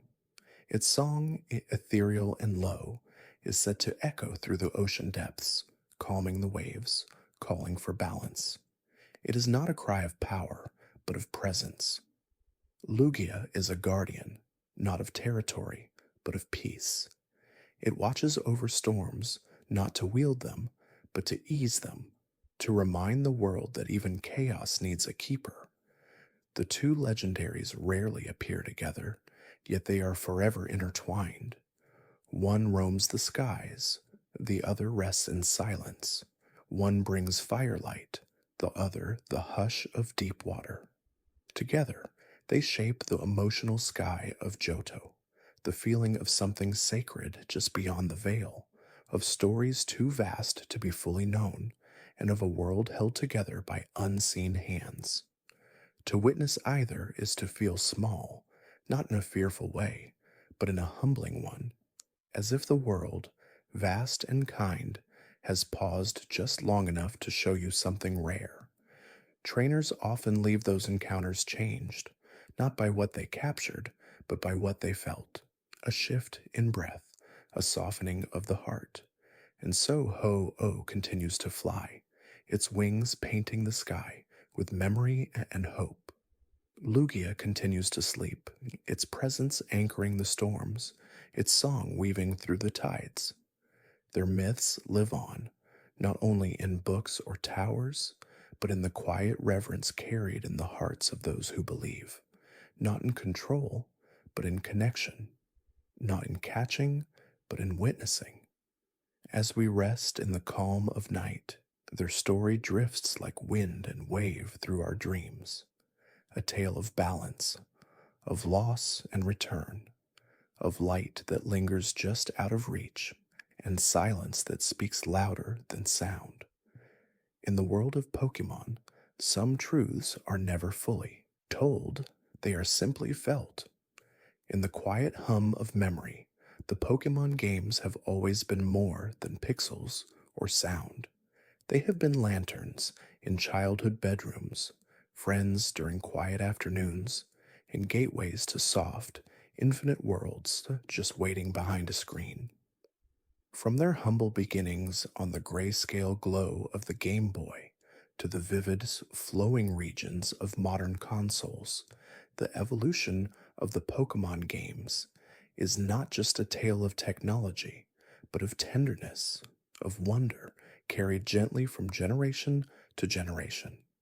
It all began in 1996 when Pokemon Red and Green were released in Japan, small cartridges that held inside them a universe waiting to unfold.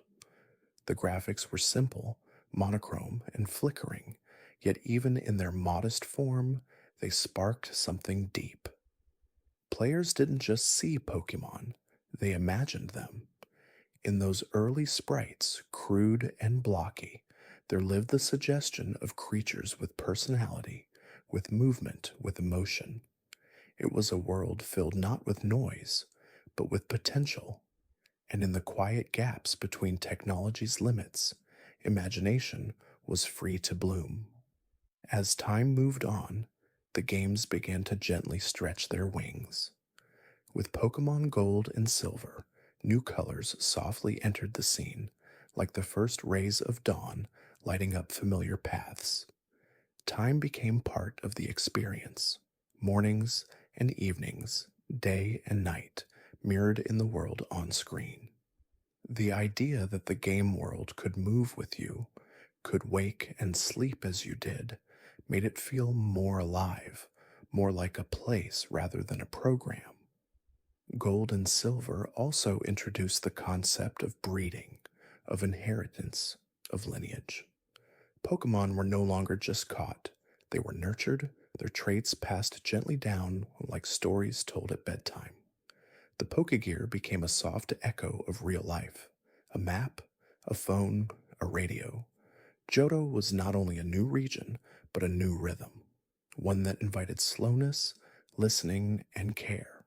With Ruby and Sapphire, the world opened wider. Water flowed, weather shifted, and Pokemon moved with greater purpose. Berries grew under trees. Secret bases nestled quietly in forest walls. The game encouraged exploration, not just for strength, but for beauty. The Hoenn region, with its sweeping coasts and emerald forests, felt vibrant, like nature itself had stepped forward to take the stage. And always behind every advancement was the same gentle truth. The heart of Pokemon was not in power, but in connection. You are not playing against the world, you are walking through it, with friends, with your team, with stories unfolding at your pace. The Game Boy Advance gave way to the Nintendo DS, and with it came new textures, two screens, touch controls, soft soundscapes. Diamond and Pearl invited players into Sinnoh, a region filled with ancient myths and snowy quiet. The Poketch ticked like a watch in your pocket.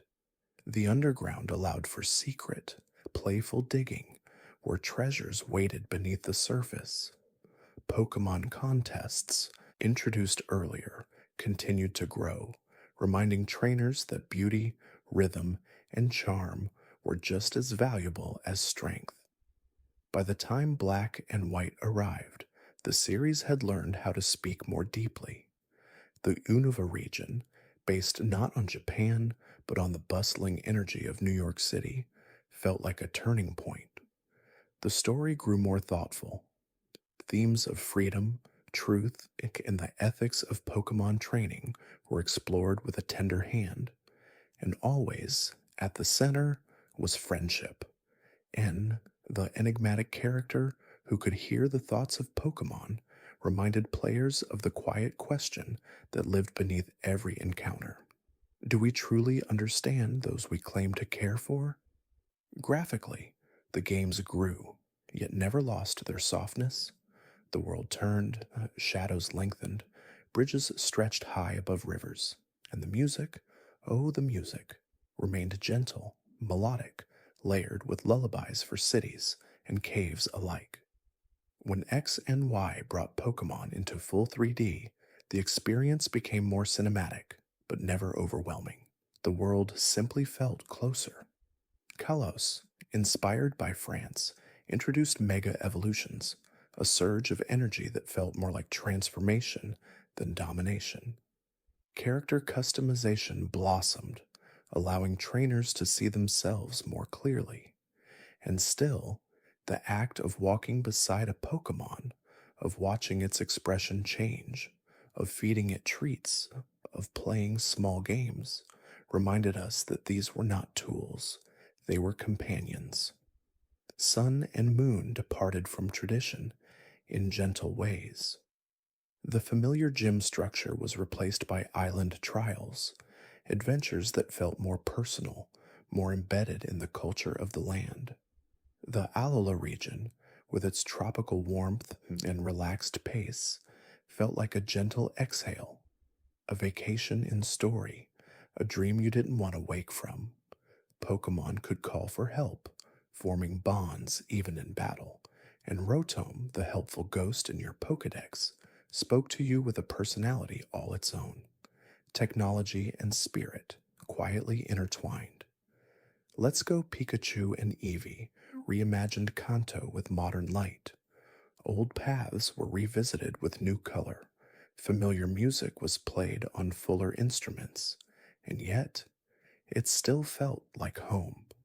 Catching Pokemon with motion controls reminded players of joy over precision. You weren't just returning to the past, you were remembering it sweetly. Then came Sword and Shield, and the world opened into rolling hills and wild areas, places where Pokemon wandered freely, where weather shifted as you moved. The Galar region was grand, yes, but still rooted in softness.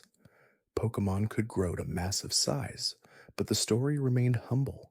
It was about friendship, about growing up, about supporting one another on stage, not stealing the spotlight. As the games stepped forward into Legends Arceus and Scarlet and Violet, a new kind of quiet emerged. Open worlds, hushed exploration, real-time encounters. Pokemon were not just caught, they were observed, studied, approached with care. The joy of discovery felt closer to its original roots, walking through tall grass not with the rush of battle, but with the breath-held wonder of what you might see. Here, finally, players were not chasing Pokemon, but living beside them, walking quietly through forests, wading softly through rivers, and letting the world unfold around them.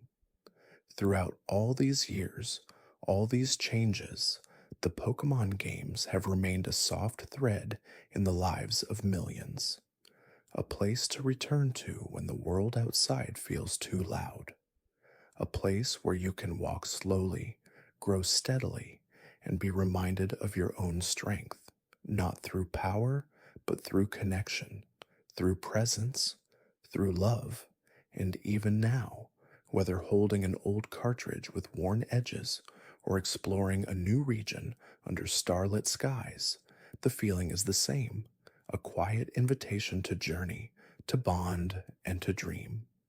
In the quiet, winding roads of the Pokemon world, Where each town hums with its own story, there are bonds formed not in the heat of battle, but in the gentle rhythm of shared moments.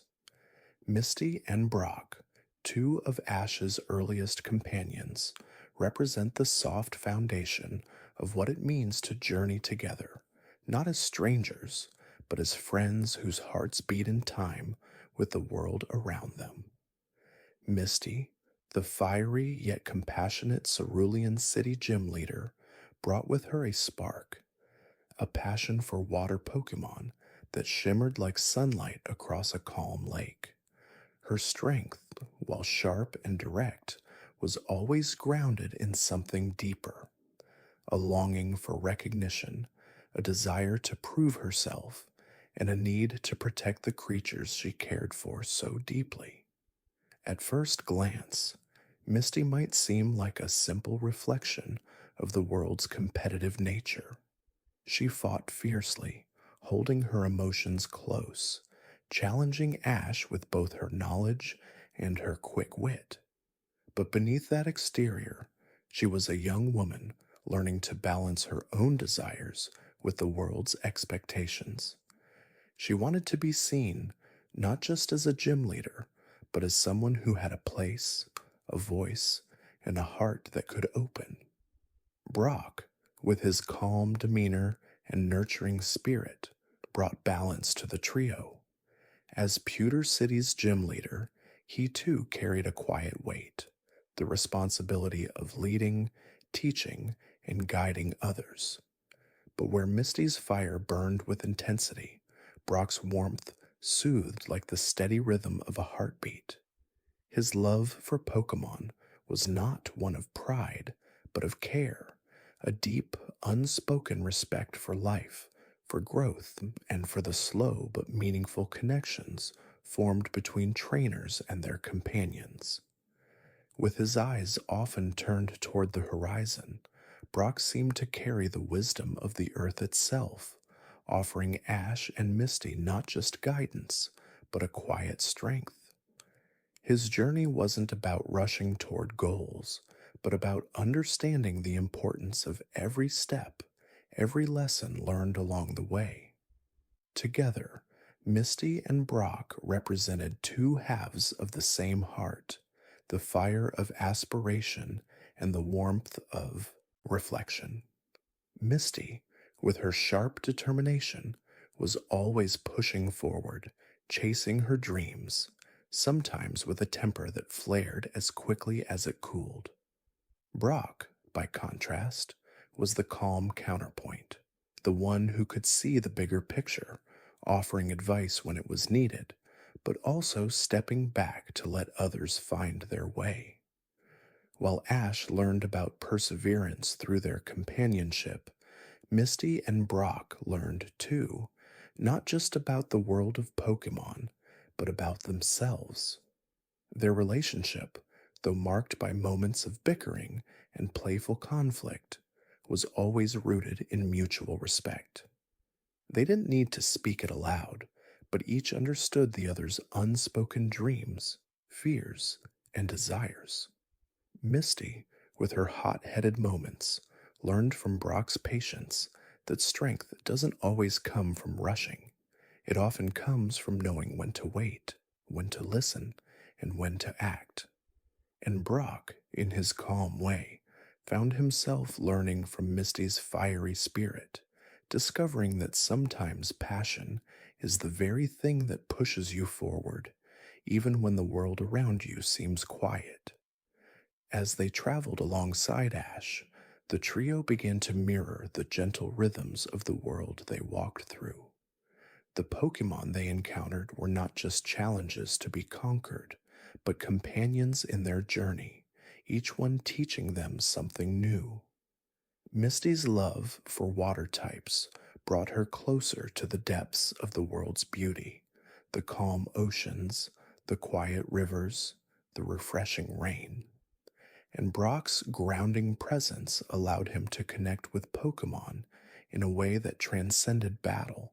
He could nurture them, care for them, and in turn, they responded with a deep loyalty and affection. Together, they showed Ash that Pokemon weren't just creatures to be caught and trained. They were beings with hearts, with lives, with desires of their own.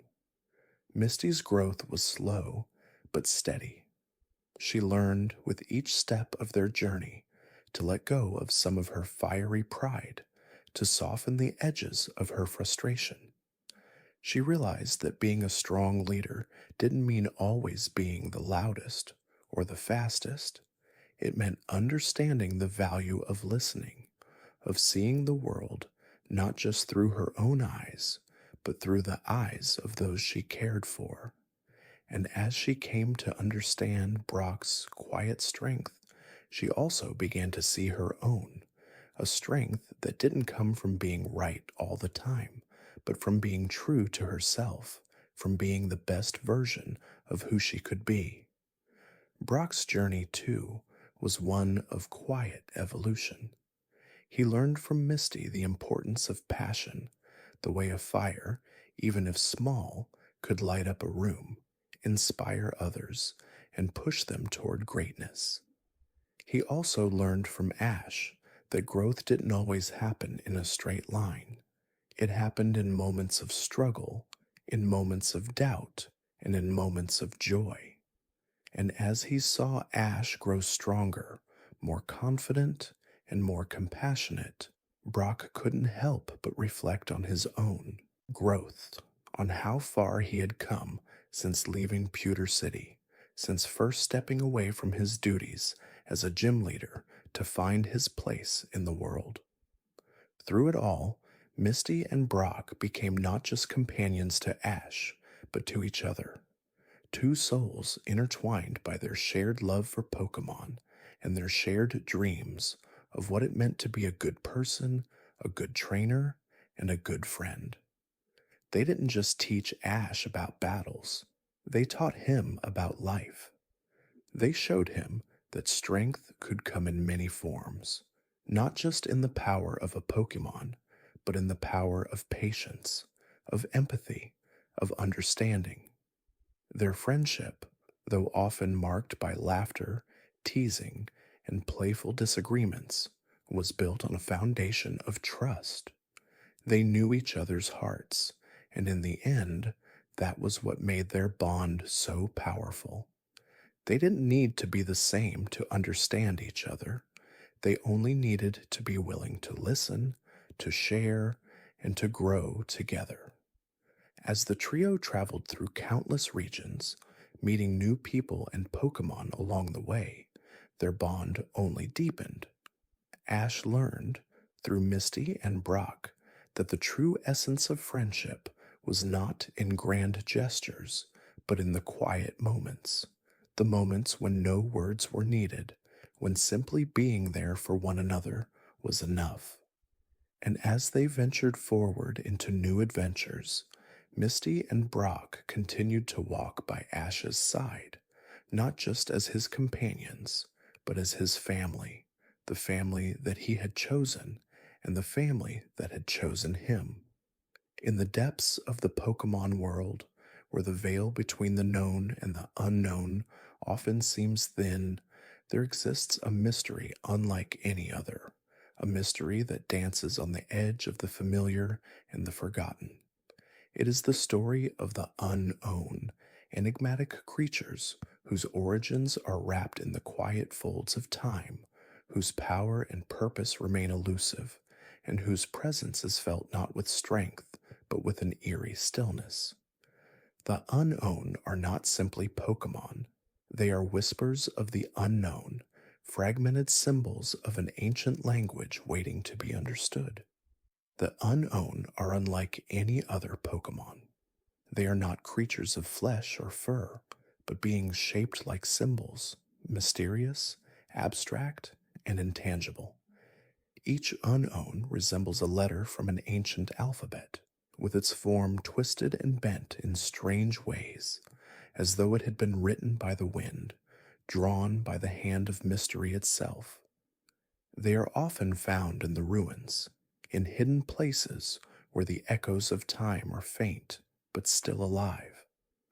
To those who encounter them, The unknown feel as though they are connected to something older than the world itself, something buried deep in the shadows of forgotten history.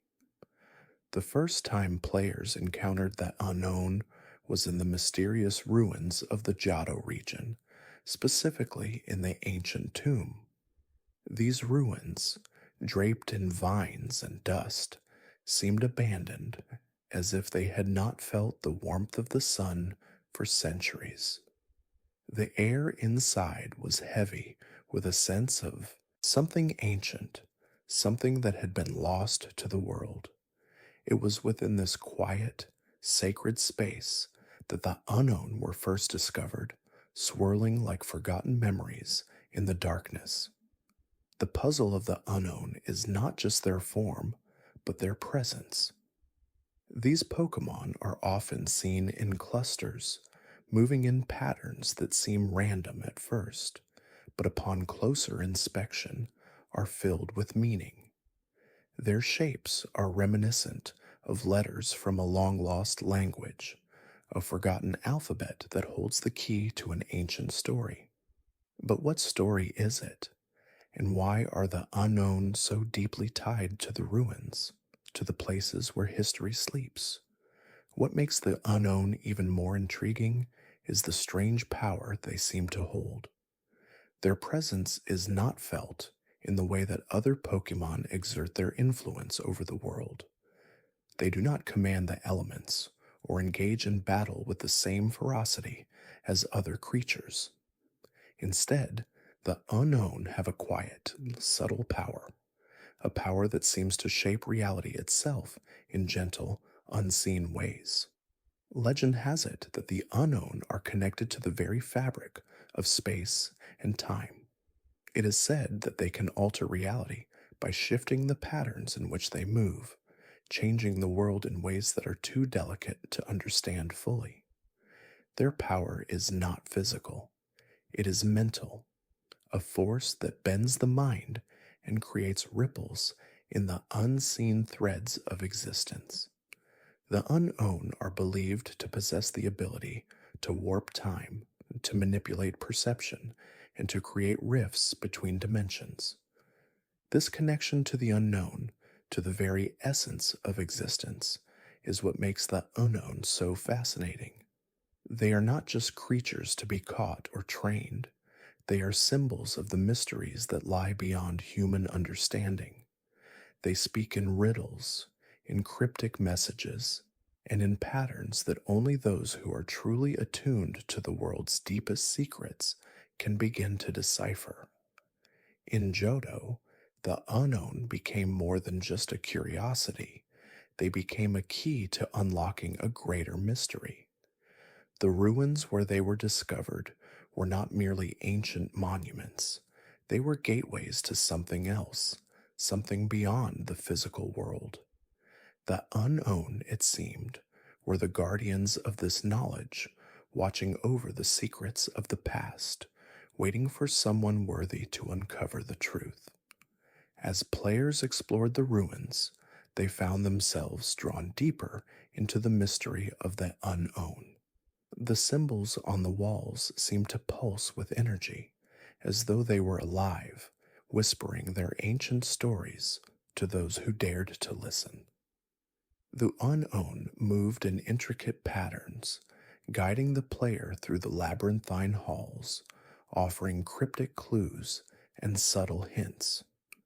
With each step, the player came closer to understanding the unknown's true purpose, though that understanding was never fully realized. The unknown were not meant to be understood in a conventional way. They were meant to be felt, to be experienced as something beyond the ordinary world. The unknown's role in the larger Pokémon mythos is subtle but profound. They are not creatures of great power in the traditional sense, but their influence runs deep, touching on themes of perception, time, and reality. The unknown remind us that there is much in the world that cannot be explained by logic or reason, that some mysteries are meant to be felt, not understood. Their power lies not in what they do, but in what they represent: the unknown, the unfathomable, the spaces between the lines. In many ways, the unknown reflect the journey of a Pokemon trainer. Like the unknown, the trainer begins with uncertainty, with questions, with a sense of the unknown. The path ahead is unclear, the future uncertain. But as the trainer continues their journey, they begin to uncover the mysteries of the world, piece by piece, until they too understand that some truths can never be fully grasped. They are like the unknown, symbols of the unknown, moving through the world in patterns that are not always clear, but always meaningful. The unknown also hold a mirror to the player's own understanding of the Pokemon world. As the player uncovers the secrets of the unknown, they are reminded that there is always more to discover, that the world is full of hidden meanings and untold stories waiting to be explored. The unknown are not just a part of the Pokemon universe, they are a symbol of the universe itself, vast and mysterious, full of puzzles that have yet to be solved. And so, the mystery of the unknown continues to linger in the quiet corners of the Pokemon world. They are not just creatures, but symbols, symbols of the unseen, the unexplained, the mysteries that lie just beyond the reach of understanding. In the world of Pokemon, where every creature has a story, the unknown remind us that some stories are not meant to be fully told, but only experienced, felt in the heart and in the soul. In the quiet winds that sweep through Johto's forests, across its mountains, and over its lakes, there are whispers of three ancient beings: Raikou, Entei, and Suicune. These legendary Pokemon are not just creatures of myth, they are symbols of the forces that shape the world itself: thunder, flame, and water. Their presence is both awe inspiring and humbling, like the slow, rhythmic pulse of nature's most powerful elements. Each one carries within it the essence of life, each one a guardian of balance, a keeper of the world's natural order. Raikou, the embodiment of thunder, is a creature as swift as a storm. It moves with the crackle of electricity, its golden fur shimmering like the first flash of lightning in the dark sky. Its very presence causes the air to hum with energy, and the ground beneath its paws trembles with the power of the storm. Yet despite its overwhelming force, Raikou is not a creature of chaos. It is a being of purpose, a guardian who ensures that the storm brings change without destruction, a reminder that lightning, though fierce, is also necessary for the renewal of the world. Raikou's connection to the heavens and the storms is a quiet one, an elemental force that moves through the world with purpose and grace, like a thunderclap in the distance, soft yet undeniably present. Entei, the fiery lion, represents the heart of the earth. Its flames burn not with uncontrolled fury, but with a quiet, steady power, like the steady, eternal flames of a volcano. Entei's roar echoes like the pulse of the earth, a reminder of the force that lies beneath the surface, waiting to awaken. It is a creature of passion and strength, carrying with it the warmth of the sun and the heat of creation. Yet even as it brings fire to the world, it also carries within it a deep sense of responsibility. Entei is not a being of destruction, it is a being of transformation. Its flames burn away the old, making way for the new. It is a symbol of rebirth, a reminder that even in the most intense heat, something new and beautiful can emerge. Suicune, the embodiment of water, is the most serene of the three. It moves with the elegance of a river, its body flowing like the current itself. Its movements are graceful, its presence calming, like the soft ripples on a peaceful lake at dawn.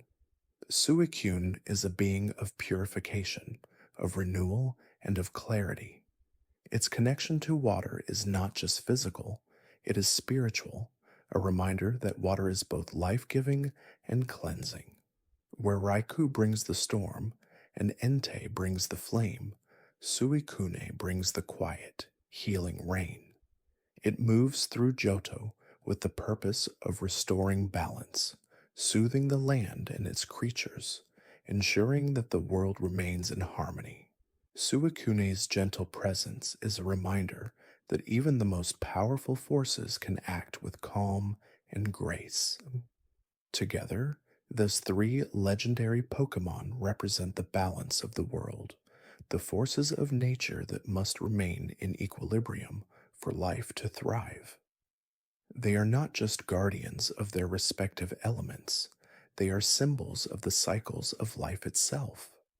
The storm, the fire, and the rain, they come and go, but they never cease to be a part of the world's natural rhythm. And in their presence, there is a reminder that power is not just found in strength, but in the quiet, delicate balance of the world around us. Their origins, like their presence, are shrouded in mystery. It is said that the three legendary beasts were born from the tragedy of the burned tower in Ekritake City, where a great fire consumed the once grand structure.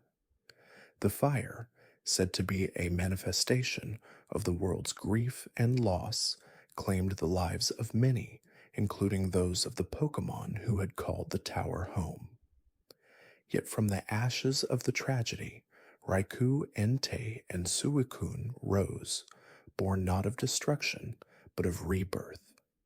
The legend tells us that they were reborn as manifestations of the elements themselves. Raikou, the storm, Entei, the fire, and Suicune, the water, each one carrying with it the essence of the forces that shape the world. They are not just creatures of power, they are beings of purpose, born to restore balance to the world after the flames of destruction have passed. Their existence is a reminder that from even the greatest sorrow, something beautiful can emerge, something that will carry the world forward. For those who seek them, the path to the legendary beasts is not one of battle, but of understanding. It is a journey not just through the land, but through the heart. Raikou, Entei, and Suicune do not seek to be captured, they seek to be understood. Their presence is a test of character, a reminder that true strength lies not in the ability to conquer, but in the ability to live in harmony with the world around us. Many trainers have tried to capture the legendary beasts, drawn by the power that radiates from them. But few have succeeded, for the beasts are not interested in being controlled. They are guardians of nature's forces, and their bond to the world is too deep to be broken. Instead, they offer a different kind of lesson, a lesson of humility, of respect, and of balance. To stand before them is not to defeat them, but to acknowledge their place in the world, and to understand that true strength comes from recognizing the forces that shape our lives. In the end, the legendary beasts are not just symbols of power, they are symbols of the world itself. They remind us that the earth is not a place to be conquered, but a place to be respected. That the forces of nature are not something to be controlled, but something to be understood. And that the greatest power is found not in domination, but in balance between storm and flame, between rain and sun, between the forces of nature and the creatures that walk upon the earth. As we journey through the world of Pokémon, we remember Raikou, Entei, and Suicune, not just as legendary beings, but as reminders of the delicate balance of life. They are the storm, the fire, and the rain, powerful but gentle, fierce but calm, ever present but never overwhelming. They are the guardians of nature's rhythm, and in their presence, we are reminded that we too are a part of this delicate balance. In the vast world of Pokemon, where adventure flows like rivers and battles echo like distant storms, there exists a simple truth, a truth that transcends the battles, the badges, and the Pokemon themselves. It is the story of a boy named Ash Ketchum who began his journey with nothing but a heart full of dreams and a desire to become a Pokemon master. Ash's journey is not defined by the victories he achieves or the challenges he overcomes, but by the quiet, slow growth of his spirit, the way he learns to open his heart to the world, to the creatures he meets, and to the people who walk beside him. Ash starts his journey as a young boy with a deep, burning desire to prove himself. He wants to be the very best, not out of arrogance or ambition, but out of a simple belief that it is his destiny. In the beginning, his goals are clear and straightforward: catch Pokemon, win battles, become a champion. Yet as his journey unfolds, it becomes evident that his path will not be defined by trophies or titles, but by something deeper, a lesson in the true meaning of strength, friendship, and growth. From the very first steps he takes in Pallet Town, Ash is faced with challenges. Some are physical, like the Pokemon battles he fights to earn badges and prove his skills. Others are emotional, as he learns to navigate the complexities of friendships, trust, and responsibility. He starts his journey with a partner, Pikachu, who is stubborn and unwilling to trust him. Their relationship begins not in harmony, but in discord, a mirror of Ash's own growth as a trainer. He is not perfect, he makes mistakes, he is impatient, impulsive, and often naive. But it is through these imperfections, through the mistakes and the failures, that Ash begins to learn what it truly means to be a Pokemon master. At the heart of Ash's journey is his deep connection to his Pokemon. He does not see them as mere tools for battle, but as companions or friends and equals. With every Pokemon he catches, every bond he forms, Ash's heart grows in understanding. He learns that being a Pokemon master is not about dominating others. It is about working together, growing together, and caring for the creatures that walk alongside you. He learns that true strength comes not from physical power, but from the strength of the bond shared between trainer and Pokemon. In his early years, Ash is often reckless, driven by youthful enthusiasm and a desire to prove himself. But as the years pass, his understanding deepens. He learns the value of patience, of listening, of trusting in the abilities of his Pokemon and in his own abilities as a trainer. He understands that success does not come from winning every battle, but from learning from each experience, whether that experience is a victory or a defeat. And in each loss, Ash finds an opportunity to grow, to reflect, and to become stronger, not just as a trainer, but as a person. One of the most important aspects of Ash's growth is his relationship with Pikachu.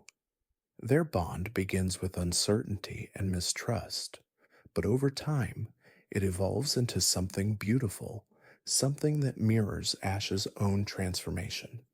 Pikachu, once reluctant to follow Ash's commands, grows to trust him completely, and Ash, in turn, learns to trust Pikachu. Their bond is not just one of trainer and Pokemon, it is a friendship built on mutual respect, love, and understanding. Through Pikachu, Ash learns the value of loyalty, of standing by someone even when the path is difficult, and of always moving forward, no matter how many setbacks arise. But Ash's growth is not limited to his relationship with Pikachu. His journey is also shaped by the friends and companions he meets along the way. Misty, Brock, and many others join Ash on his travels, each one offering their own perspective, wisdom, and support. From Misty, Ash learns the importance of determination and compassion. From Brock, he learns the value of patience and understanding. And from each new friend, he learns that strength is not something you possess alone. It is something that grows in the spaces between people, in the bonds you share, and in the way you lift each other up. Throughout his journey, Ash faces countless challenges, both external and internal. He confronts powerful opponents in battle, but he also faces doubts within himself, doubts about his abilities, his worth, and his place in the world. He struggles with failure, with loneliness, with the weight of expectations. But through it all, he remains steadfast in his belief that he can be a better trainer, a better friend, and a better person. He learns that growth is not always linear. It is a series of steps, sometimes forward, sometimes backward, but always moving towards something greater. And in every moment of doubt, Ash finds the courage to continue, to keep learning, and to keep striving for the next challenge. As Ash matures, his goals evolve. He no longer seeks to be the very best simply for the sake of victory. He seeks to be the best for the sake of those he loves, for the Pokémon he cares for, and for the people who have supported him along the way. His dreams no longer exist in isolation. They are part of a larger vision, a vision where strength is measured by how much you can give to others, by how much you can help those around you grow, and by how deeply you can care for the world you live in. Ash's growth is not just a personal journey. It is a journey shared with every Pokemon, every friend, and every person he meets. His story is a reminder that the true measure of strength is not found in the battles we win or the trophies we collect. It is found in the way we treat others, in the love we give, and in the way we continue to grow, no matter how many challenges we face. And as Ash stands at the edge of each new adventure, ready to face whatever comes next, we see that his growth is not complete. It never will be. For true growth is not a destination, but a journey that continues softly and steadily through every challenge, every friendship, and every bond he shares. Ash's heart, like the world around him, will always be growing, always seeking, always learning. As we journey through the vibrant, ever expanding world of Pokemon, we are reminded of something simple and profound. The true legacy of Pokemon lies not in the battles fought or the badges earned, but in the quiet, enduring connections that form between trainers, Pokemon, and the world itself. From the moment a player picks up their first Pokeball, Pokemon becomes more than just a game. It becomes a part of the fabric of their lives, a world that is at once fantastical and deeply personal, a place where dreams can be realized and friendships can be forged. And this legacy, built on the pillars of companionship, growth, and discovery, is one that continues to unfold like a never-ending story, carrying with it the soft glow of a dream that never fades. The world of Pokemon is, at its core, a world of connection. It is a place where every Pokemon, whether a humble Pidgey or a legendary Mewtwo, carries with it a story that is intertwined with the hearts and minds of the trainers who encounter them. And as players embark on their journeys, it is not the Pokemon they catch or the victories they achieve that shape them, but the relationships they build along the way. It is the bond formed with a partner like Pikachu, the trust shared with each new Pokemon caught, and the lessons learned through both triumph and failure. Pokemon is a world where connections are not only made between trainers and their Pokemon, but between people themselves, across cultures, generations, and experiences. For over 2 decades, Pokemon has touched the hearts of millions of players across the world, transcending borders and languages. What began as a simple video game in 1996 has blossomed into a global phenomenon, weaving its way into the fabric of pop culture and leaving an indelible mark on the generations it has touched. Pokemon is more than just a game. It is a language of its own, one that speaks to the universal human desire for adventure, companionship, and discovery. It is a world where anything is possible, where dreams can take flight, and where every encounter, no matter how small, holds the potential for something magical. But what makes Pokemon so enduring, so timeless, is not just its gameplay or its creatures, it is the underlying philosophy that guides it. At its heart, Pokemon is a celebration of growth. Not just the growth of a Pokemon, but the growth of the trainer themselves. Throughout the series, we see characters evolve, not just in terms of strength or abilities, but in terms of character. Ash Ketchum, for example, is not just a boy who wants to become a Pokemon master. He is a young person learning to understand the world around him, to build relationships, and to face the challenges life throws at him with determination and compassion. It is this growth, this journey toward becoming the best version of oneself, that resonates so deeply with players, young and old alike. The Pokemon world teaches us that strength is not found in dominance, but in kindness. It is not found in defeating others, but in supporting them. It is a world where the greatest victories are often the quietest ones, the ones that happen when a Pokemon evolves not just in form, but in spirit, when a trainer learns the value of patience, or when a bond is formed that transcends the limitations of words. Pokemon reminds us that it is not the end of the journey that matters, but the journey itself.